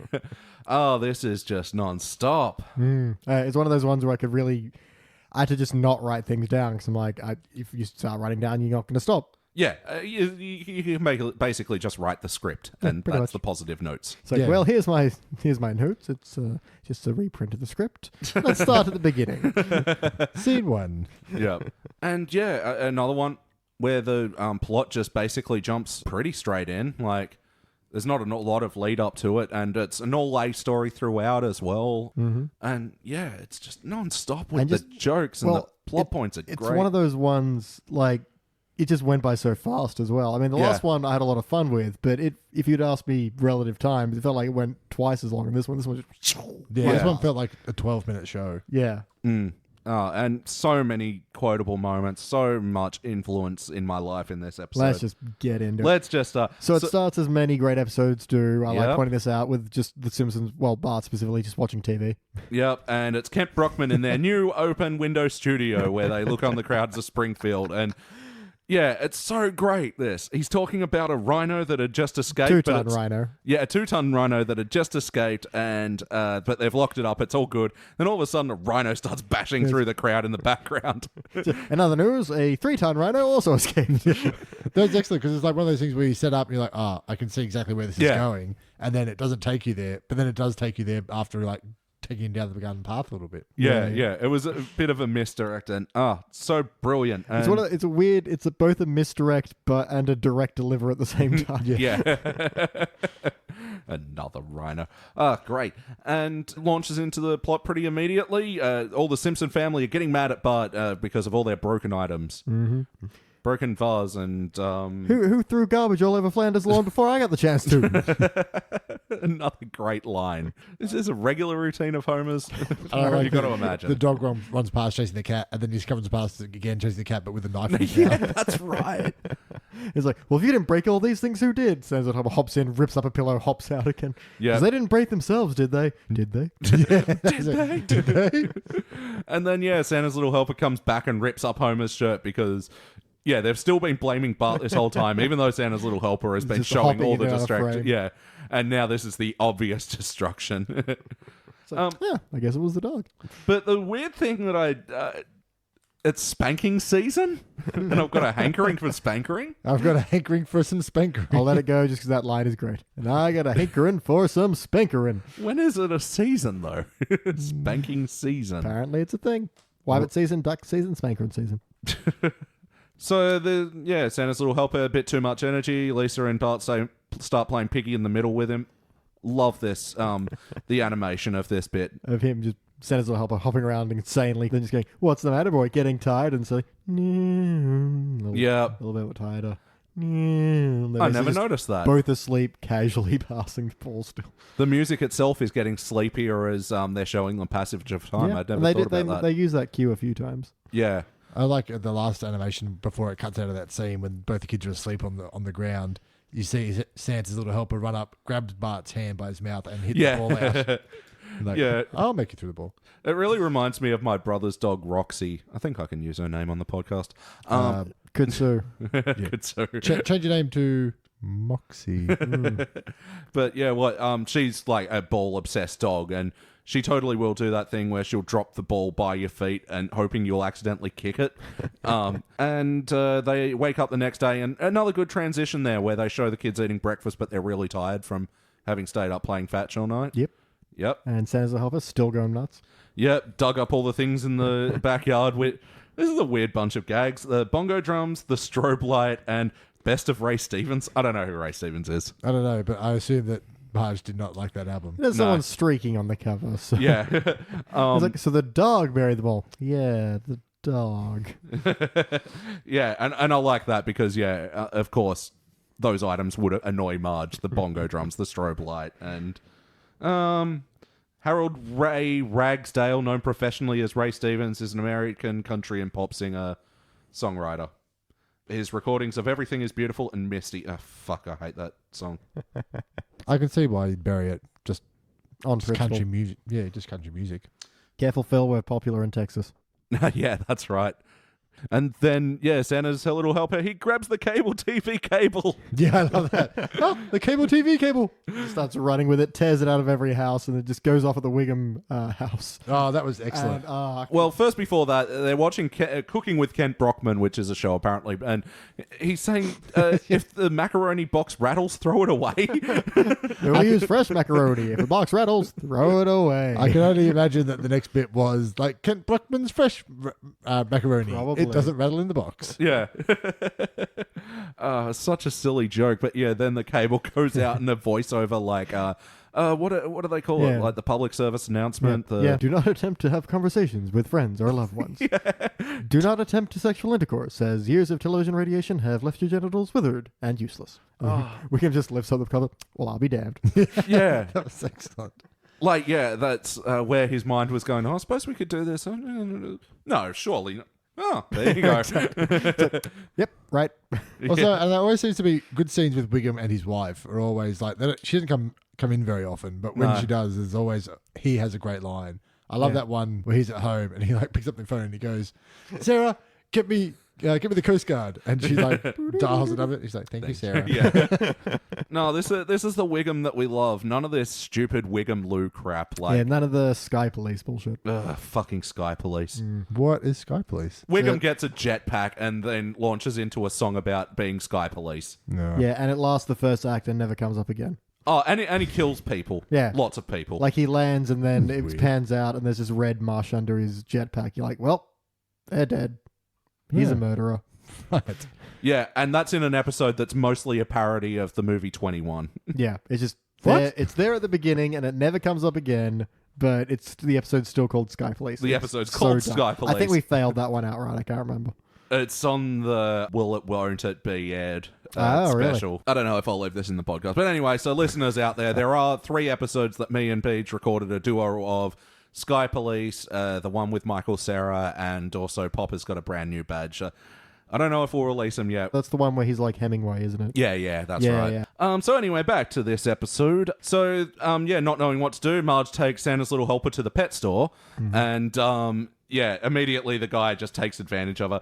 This is a psychic practice known only by me and 3 other clerks at this store. It's a human dog mind meld. It's an extremely rare gift possessed by only me and 3 other clerks. Yeah, and all just a ploy so he can sell her a bunch of Yeah. shit that she doesn't And need. I think we've both done the, oh, I'm bored, I'm restless, need new things in life, like imported leather dog leash. Yeah, and like on the second one, like he opens his eye just slightly Just to so see he if can they're look. buying I thought it was more like he was looking around the store to see what else he can gouge I her thought he with. was getting away, trying to see if he was getting away with it. Oh, okay. Also, Well, there you go. having never owned a dog, if your dog's acting weird or sick, do you take it to the pet store or do you take it to a vet? I was going to say that. Yeah. In my experience, the vets know what they're doing a bit more than the pet store clerks. Well, think of it from Homer's perspective. A vet's going to charge you. Yeah. Pet store guy might he just bought know. like $700 worth of aquarium. Again, but that's after he found out what the problem was. Bought the dog a fish. A vet might charge you $700 and not even know what the problem was. I don't think they solved the problem, as you'll see in the car ride I know. home. Problem solved. Dusted his hands. Homer, put your hands on the wheel. You got it. So awesome. And this obviously didn't work. Santa's little helper is still ramped up. And then makes a beautiful Terminator 2-esque escape out the window crack. I didn't even realize what that They was. play like That's a couple amazing. of bars of music of it as well. Oh, yeah. Same with the Nettie. How we got a quick 9 down the pitching pot? Yeah. But yeah, Santa's little helper just going totally amphibious as he Turns flips its liquid through the- dog. Yeah, liquid dogs out the window. Yeah. And heads back to the old racing track where they got him from, which I thought was a nice little callback, a way to tie in a little bit of continuity in the show without making it too much of... Yeah, not without drawing too much attention to it. Let's go, hey, send it back to the track where we found him. Yeah. That's enough. And then there was also a lovely sign gag that said, Springfield Greyhound Center. Think of them as little horses. Yeah. And that's great because when they're watching the race later, Homer goes, come on, you little horse. I didn't even hear that. Yeah. Again, just quick little things that don't call too much attention. And I like, when he is, they're in the racing track and he does go up to make a bet and it's just $2. Yeah, and he's still in trouble. Yeah. Have you seen my dog? Okay, seriously, give me the ticket. Bets on she's the fastest. Yeah. And then the gates open up and she's the fastest, out with an early lead, followed by I'm always second, followed by here comes number 3. Yeah. Sorry, I'm number 3. And it starts off with, she's the fastest, off to an insurmountable lead. Yeah. Like for the first word. So we meet... But wait, there's another dog on the track now. He couldn't win this race. Or could he? And this was beautiful animation as they show Santa's little helper catching up. I just love all the perspectives with the moving background fast. And then when they do the side-on shot of she's the fastest and when you see the moment when Santa's little helper just mounts her, and I always thought it was weird that they're still running at full speed in this point. They're They're greyhounds. they're greyhounds. They're always Is that how running. greyhounds have sex? Quickly. Sure. And in circles. Yeah. And next to a dead rabbit. One of my favorite lines ever in The Simpsons is, and it's not very quotable, but I just love when Bart goes, "What's little Santa's little helper doing? He looks like he's trying to jump over that dog, but he can't quite make it. Come on, boy, you can do it. You can do it." Marge immediately just closes it. Yeah. And Santa's little helper and she's the fastest are all curled up, you know, spooning afterwards. Just really like the line where it goes, well, this is it, folks. This is the end of dog racing. No, I think they're in love. Aww. Immediately turns them around. Yeah. Oh, and we see maybe the first appearance of the rich Texan, but he's incredibly off model. This isn't the rich Texan. Early that we're version. going. Yeah, whose name is actually Richard Texan. I know. Yeah, well played. It's both lazy and funny. Yeah. She's yours now. Don't want you miss her love and companionship. Lady, you're all right. I still can't believe we're not even in Act 2 yet. I know, so much. But then starts this little dog romance montage where... They're getting steaks from everywhere. Everyone gives a mistake. Not just the butcher, but the video store and the little old lady in the park. I love that. Just had stops, looks around and like, there you go. Well, that's why I pack a dog feeding I just steak. had this raw dripping steak in my purse. Thank God I could get rid of it. And unintentional theme. We have another Lady and the Tramp reference here. yeah. And I like how, again, they turned it on their head right at the kissing moment. Yeah. Guys, it's only spaghetti. But unlike the other one, I feel like they went for frame to frame animation of it. of the actual like Lady and the Tramp bit, like right up to the kissing scene and when they break it and start fighting. And for that, Luigi's just, take it fell on the floor. No, I'd totally forgotten he'd said that as well. Yeah, no, it's a great little, this is why he's giving them free food. But not why he set up a small table with a candle and flowers. Wow. He's just romantic at heart. He's Italian. They also fell on the floor. Checks out. So, apparently about 3 months pass as well, and they're back at the Simpsons house, and Bart's like, Santa's little helper doesn't want to play anymore, and since that bitch moved in. He's like, Bart! I love that as well, because it just plays with Marge's, like, I don't know, just her Marginess. It's like, well, I'm going to write the dictionary, people. Seems like a mistake. Yeah. Also, that must have been one of the first bitches to be on, like, primetime kid television. But it was accurate, Yeah. so... Yes, but, cunt's accurate as well. But you still can't say it. You can on podcasts. Yep. Take that, FCC.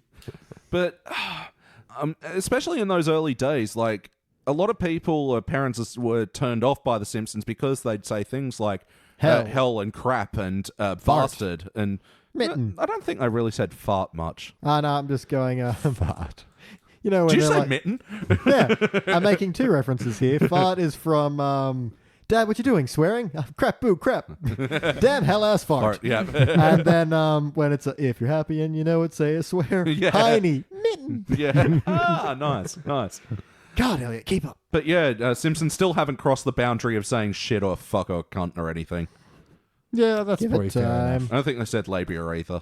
Is that really you ever called someone a labia in anger? Well, even in joy? This guy's an awesome labia. No, it doesn't work. Oh, my labia. I'm having a great time. It's like, I can't remember the comedian, but I think it's Mick Savage, who's like, I don't really think it's what it cunt means that offends people. It's just the way it sounds. It's cunt. Because you can't, like, aggressively call someone a womb. You fucking womb. It just doesn't work. Yeah. Makes sense. Yeah, it still says bitch. It taught kids words. It taught them the accurate meaning of those words. That's However, true. Yeah. I think it was their own way of getting around Marge and also getting around the term. You could almost hear them talking to the senses going, what? It's the correct term. Yeah. Why don't you call the dictionary people? Yeah. But they emphasize the word dick in dictionary. No, but they emphasize the word P in people. Just getting away with everything.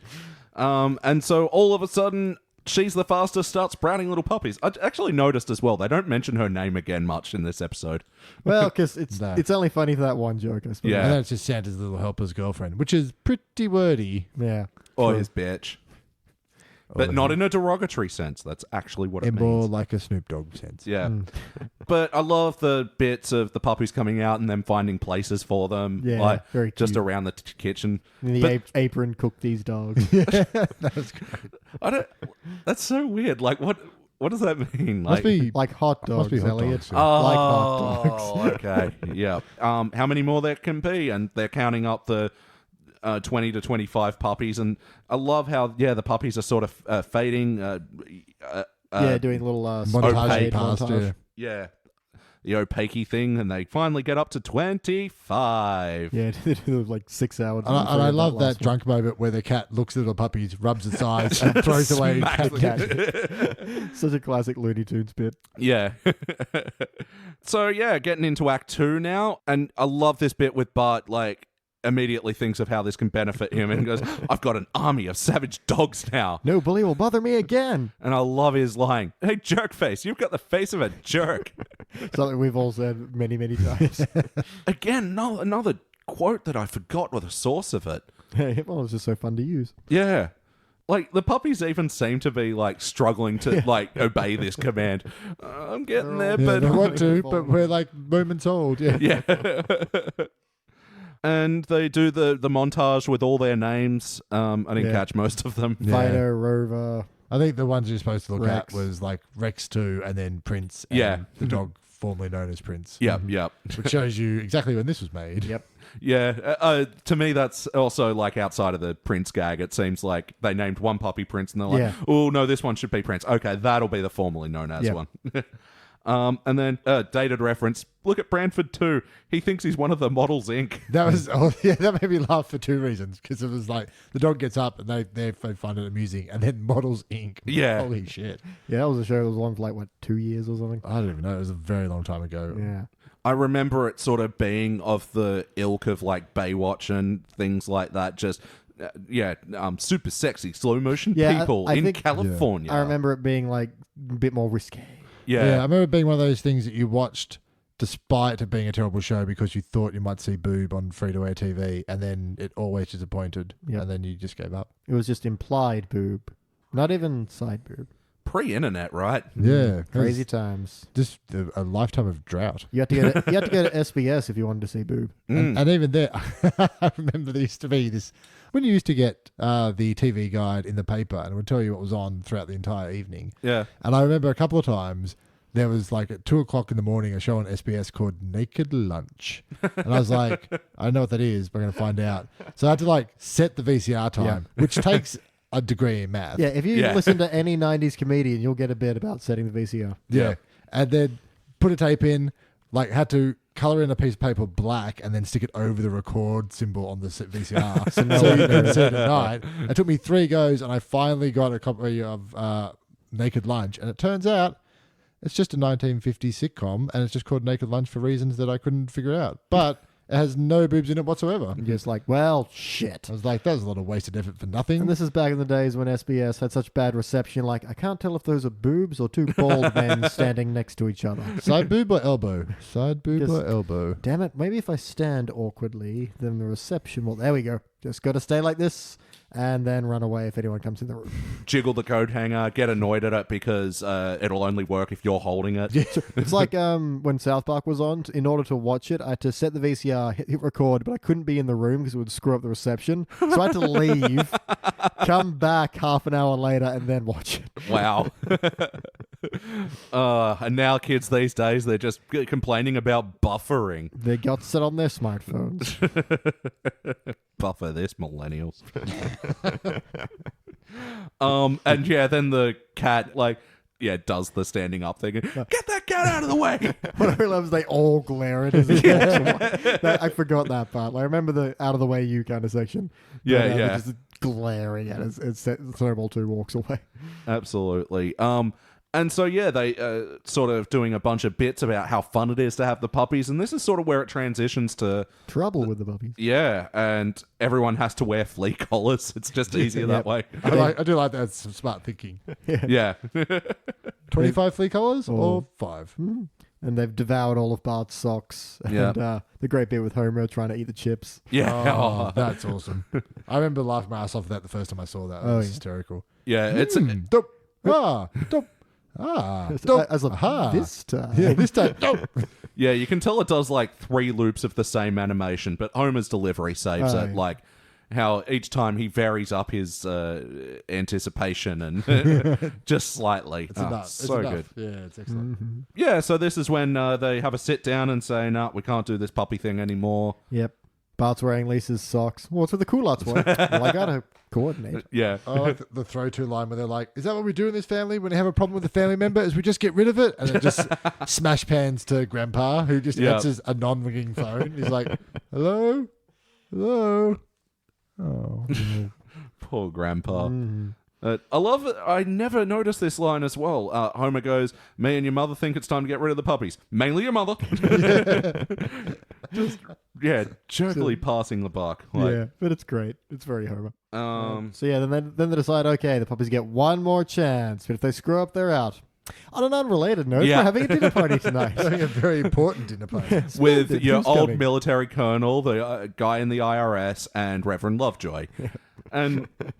you just know what's about to happen. Yeah, exactly. But I thought they actually went surprisingly reserved with the actual thing of the puppies being inside the turkey. It could have been more maddening, the puppies, I don't know, chewed up. Could have been a swarm. Could have been they were just tearing apart a Bible, some bills, and the US flag. Yeah. It's very non-Simpsons to just have one thing that went wrong rather than, especially when you have an army of 25 puppies. It could have been, a Bible, the tax return, and the US flag would have been pretty a pretty good trifecta. Yeah, but not that I would have changed it either, because that animation of the turkey is rolling around. It's possessed by some demon.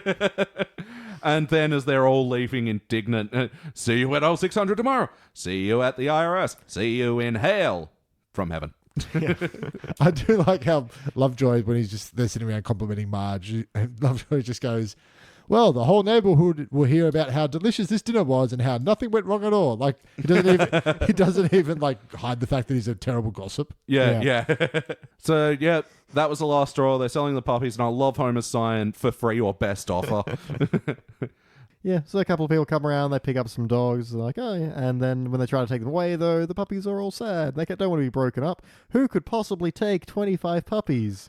Mr. Burns. Yeah, I love his lines of, they'll enjoy frolicking through my halls and drinking from my many toilets. Who wouldn't? And I like how they just went, oh, the puppies don't want to be taken separately. Who are we going to take to have 25 puppies? Mr. Burns immediately there smiling. Like, now it feels like that's a whole nother beat of a story that they would go into, and they have to look for somebody, and then Homer finds... Maybe he puts up a sign at work or something, and it would just be like an overly laboured way to get to the same point. Yeah, and it's just like, oh, here's the solution. Why? Because we need to move the story along. Yeah. I think that's why it feels so fast, because there's not, oh, we need to get rid of the puppies. Here we're getting rid of the puppies. Oh, we can't separate them all. Who's going to take 25? Mr. Burns. And now they're gone. And I don't like the way that Mr. Burns is looking at us, right?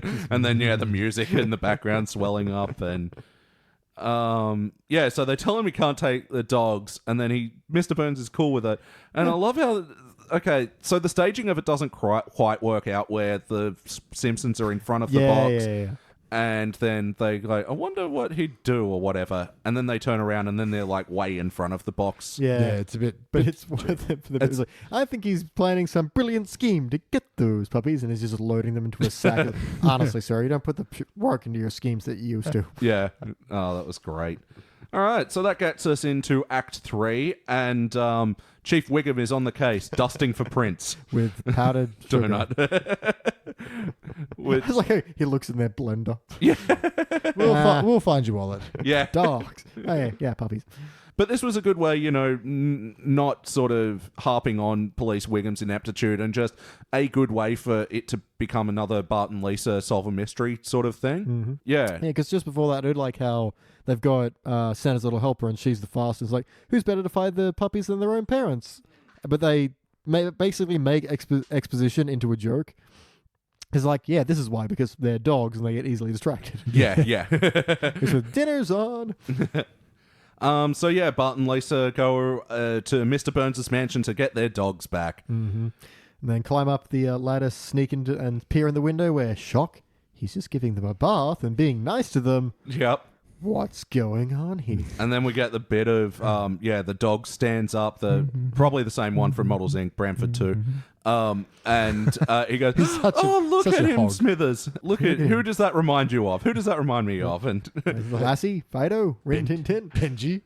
Yeah. Bob Barker? No, a person. The person who's known for standing up and walking around. Rory Calhoun? Snoop Doggy Dog, Bob Barker, and David Brenner, the comedian. I don't know why he was mentioned. Yeah. But does he look like a dog? Did he have not a dog thing? Really. Is Brenner a breed of dog? Answer in the comments. But Rory Calhoun, who, as I know, is a cowboy actor. Yeah, I've got different sources on this. I swear I read something once that they just said it was just a random name that we thought it was funny. But Daniel from this very podcast insists that he was just a background actor, and what he'd do in the background is just stand up and walk across the scene. Really? But then how would anyone know his name? Background actors don't get credits. I don't know. This is, I've got conflicting evidence here. Rory Calhoun, 1922 to 99, was an American film and television actor, screenwriter, and producer. First appeared in film in Alfred Hitchcock's Spellbound. Ah, the one about the teenage witch. Yeah? No, he's referencing Sabrina. He's got a lot of bit part credits here. Nothing from movies that I know. Anyway, moving on. So, and this leads into the best part of the fucking Simpsons ever. And then we get to the incredible, the memorable, the totally exquisite song parody for See My Vest. Yep. Which I didn't actually know until like 10 years later was a parody of Be Our Guest. Wow. Yeah. Did you do nothing but watch Simpsons? Didn't watch any other TV or movies? Pretty much. I didn't like Beauty and the Beast much as a kid, and I still don't really like it now. Yeah, neither did I, but it's like flitting around. Like, I don't think I've ever sat down and listened to Be Our Guest or Be My Guest or whatever it is. Yeah. But I know it well enough to know a parody. I wouldn't know any of the words because I would just say vest and gophers. Yep. I'm curious to go back and check out Be Our Guest now and see sort of how much of like the parallel rhyming lines up with this song, because like the word work in the lyrics is incredible. They cut about 2 or 3 verses, obviously. Of course, but yeah, the mentions to the animals, some that just stick out to me. These black slippers, our albino African endangered rhino. Oh, yeah, that really just well flows beautifully. Grizzly bear underwear, turtlenecks, I've got my share. Yeah, it's very cleverly done, and I think that's why it stands out so well. Yeah, it's like a classic, kind of horn melody behind it, and then it's just the lyric. Like, it doesn't stand out, it doesn't jar, and and I think the best part about that song is it cuts, and then like you're going, oh, that was a great song, and then Lisa's like, oh, how could he? And then shows to Bart, and he's like, Bart. Actually, just before even the song, I really like where Mr. Burns is about to lead into it, and Mr. Smithers is just flicking on a light. Yeah, he has like a 1960 spot in there. Yeah, he's ready for this. He's like, okay, we're doing this. He's like, oh, we're doing this again. Right. We rehearsed and rehearsed and rehearsed. It's one of his 2,000 little duties. Yeah. Sometimes you got to run support spot. Yep. But yeah, the animation of this whole thing as well, and the woman who comes in and interjects, I guess that's another Beauty and the Beast reference. Kill two for matching clogs. Mm-hmm. I believe she's a reference to Angela Lansbury's character, who is the teapot/maid. Shout out to Angela Lansbury, yo. What's her name again? Angela Lansbury. Is she dead? No, she's alive. Oh, okay. She hasn't been doing much lately, so I assume she's dead. Murder, She Wrote comeback. Murder, She Wrote, and zombies. The final chapter, yeah. In space. Yes. Oh, Angela Lansbury in space. How did I get up here? But yeah, you feel bad for the animals, especially like when he's wearing the cat hat, and you can just the sad face on it, and the poodle. Hat? Beret of poodle on my noodle. It's a rest. It's still got the ears and the eyes on it. Yeah. And the gophers always freak me out a little bit because they've got like both eyeballs on the gopher slippers. And yeah, that line eluded me for so many years until I looked it up. What? Chauffeurs. Yeah, it was that or skin my chauffeurs. Yeah. So he was going to kill humans for loafers. Yep. I guess. Apparently, wouldn't put it past him. He said skin. He'd leave them alive. You wouldn't have to skin all of it. No, like a leg. Wow. Ugh. It's going to hurt. And another one, because I didn't really know what a turtleneck was back in the day, and that one's also funny that, a turtleneck made out of a turtle. Yeah. Oh, so good. Anything else you want to say about See My Vest? I really like the vest. My Robin's jacket comes in one breast or two. Oh, it's so fantastic. Yeah, this is probably the song that would stick out for many people as the favourite of all the Simpsons songs. Absolutely. Yeah, it's this, and then it's Shibupi from Family Guy. Isn't that's in their American football episode as well, isn't it? Yeah. This was an American football episode, though. No. Anyway, See My Vest, incredible. Mr. Burns leaves with Little Monty, as he's now called.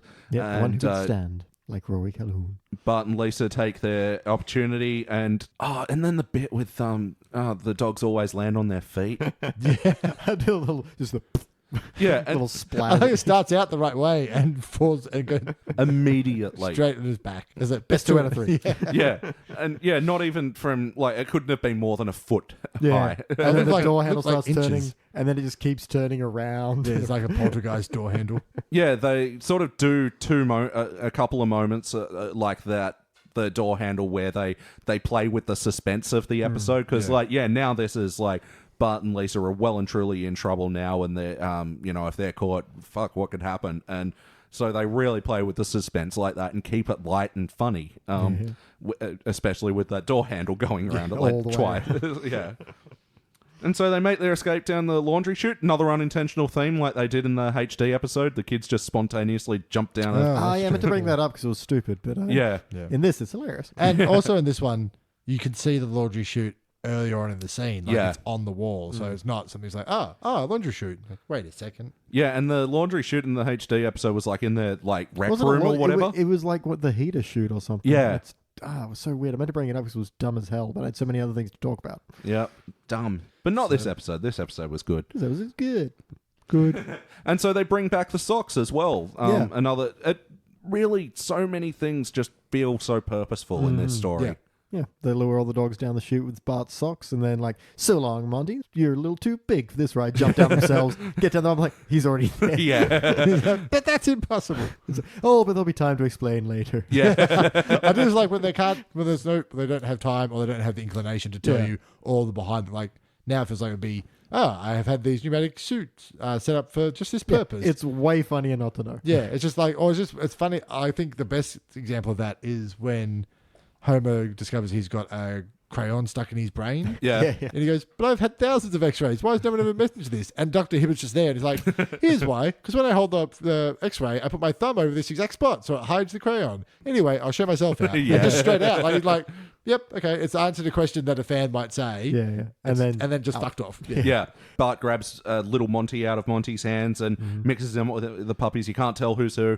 But then Monty, true to form, he stands up again like a little Rory Calhoun. So now it's just a matter of bending down and picking up the one and only. Again, takes him forever. Playing with the suspense in such a funny manner.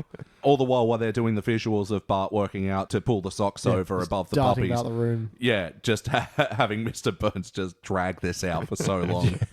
He grabs the laundry line, wheels it over, so now there's socks, and all the dogs stand up and can't kill them all, otherwise you'll kill little Monty. Well, I could kill you. Yeah, I do love he goes, I can't kill these puppies. Look at them all standing on their back legs like adorable bunch of Rory Calhouns. Yeah. I was like, they got so much mileage out of Rory Calhoun. And then, says to Lisa and Bart, look at you guys standing on your hind legs. Like He does have a great line earlier when they're all standing, goes, but they're all so wretchedly adorable. Wretchedly adorable. But yeah, smash cut to Mr. Burns is winning big at the Greyhound track now with 25 of the fastest dogs ever. Whoever's currently earned their owner $10 million. Whoever sold him those dogs is probably killing themselves right now. And Homer looks like he's dangling from a noose in the silhouette, but nope, he's just smashing a light bulb. It's the only thing that cheers me up after giving away those dogs. And Ed. All right, well, we better bring this puppy home. It is time for the questionnaire. Woof. Play count. How many times? See my vest. Yeah, I reckon got to be more than 20. Yeah, I wouldn't be surprised if this is in the hundreds for me. Memories of how this episode influenced your life? See my vest. Yeah. Yeah. Just answer for every question, see my best. I think there's a lot of moments out of this, and I definitely remember seeing it when it came on, and definitely would have been something you talked about at school afterwards. Oh, yeah, everyone's singing. Yeah, I no, think totally. Like trying to remember the lyrics to See My Vest with Yeah. all your friends and stuff. And I've definitely quoted the mind meld bit. Like Yeah. either when you're bored, or you see an animal that's bored, or you do anything like, I'm bored, I'm restless. yeah. Buy me a leather necklace. Yeah. And puppies as well. It's looked like that one's trying to jump over the other one, you know. Yeah, And of course, hey, jerk face, you're the face of a jerk. Yeah. So many quotable moments in here. Did this feel like an episode of The Simpsons? hell yes. It most definitely see my vest. Wackiness. Yeah, there were a lot of wacky moments in this, man, but it was earned. It was all Yeah. puppy-based wackiness, but it was all adorable. And just Yeah. Mr. Burns teleporting down to the laundry. Yeah. The Terminator slide out of the window as well. Super wacky. Big musical number. Yeah.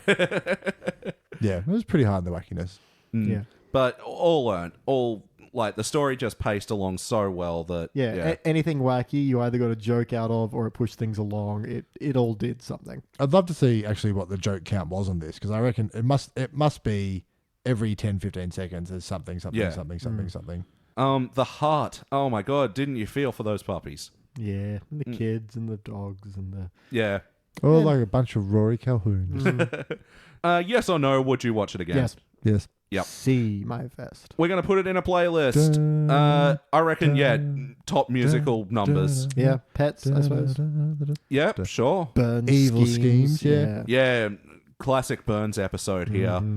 Pet store visits. Yeah. Oh, and yeah, Santa's Little Helper episodes as well. They're very few and far between, but They're usually pretty good. let's rank this thing. See my best. BT, kick it off. I think this is going to be unanimous all around. Cubic. Yep. So much fun, so funny, so quotable, so well structured. It just rockets past and you don't even know you're being wonderfully entertained the entire time. Totally. Phil? Oh, absolutely, Cubic. I think actually that's a really good way of describing it. Like my notes stop pretty, like this is the least amount of notes I've written for any of these episodes because I'm just enjoying watching it. And you don't even notice that you're just having a good time and not even being aware of the actual show itself. Absolutely. Yeah, so I'd say it's got to be easy top 10. Yeah, Cubic for me, it's just undeniable. This is The Simpsons at their height. Everything that you could love about the show is in this episode. Mm-hmm. Cool. Well, that does it for episode 42 of The Simpsons Index. The Douglas Adams number. Woo! Nice. All right. Well, yeah, thank you, BT, for having us here this evening. Yeah. Thank you for joining us, Phil. Thank you as always. Pleasure. And I'm your host, Elliot J. O'Neill, and that's all the mustard in the house. Now, get out of my house. Thank you for checking out the Simpsons Index podcast. Don't forget to go to www.thesimpsonsindex.com for the spreadsheet and information about upcoming episodes.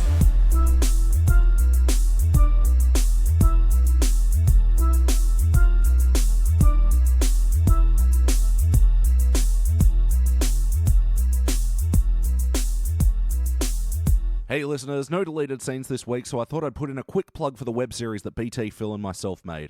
It's called Dave Plus One, and it's a great little romantic comedy that has its heart on its sleeve, but its foot in its mouth. It's available now on YouTube or at daveplusone.com. You can watch it there. It's 7 episodes long. Each episode is about 10 minutes. You'll get through it really quickly, but it's a really funny and sweet little show that, I'm super proud of the work we all did in making it happen. And also, fun fact, a bunch of previous Simpsons Index panelists helped us put together the music for the series. Sheridan was the vocalist on the theme song, Jordan played flute on a few of the tracks, and Danny did a bunch of guitar and keyboards in addition to helping us with the composition of some of the songs. So Simpsons Index is all over that series. Go check it out, Dave Plus One, and thank you again for listening to the Simpsons Index.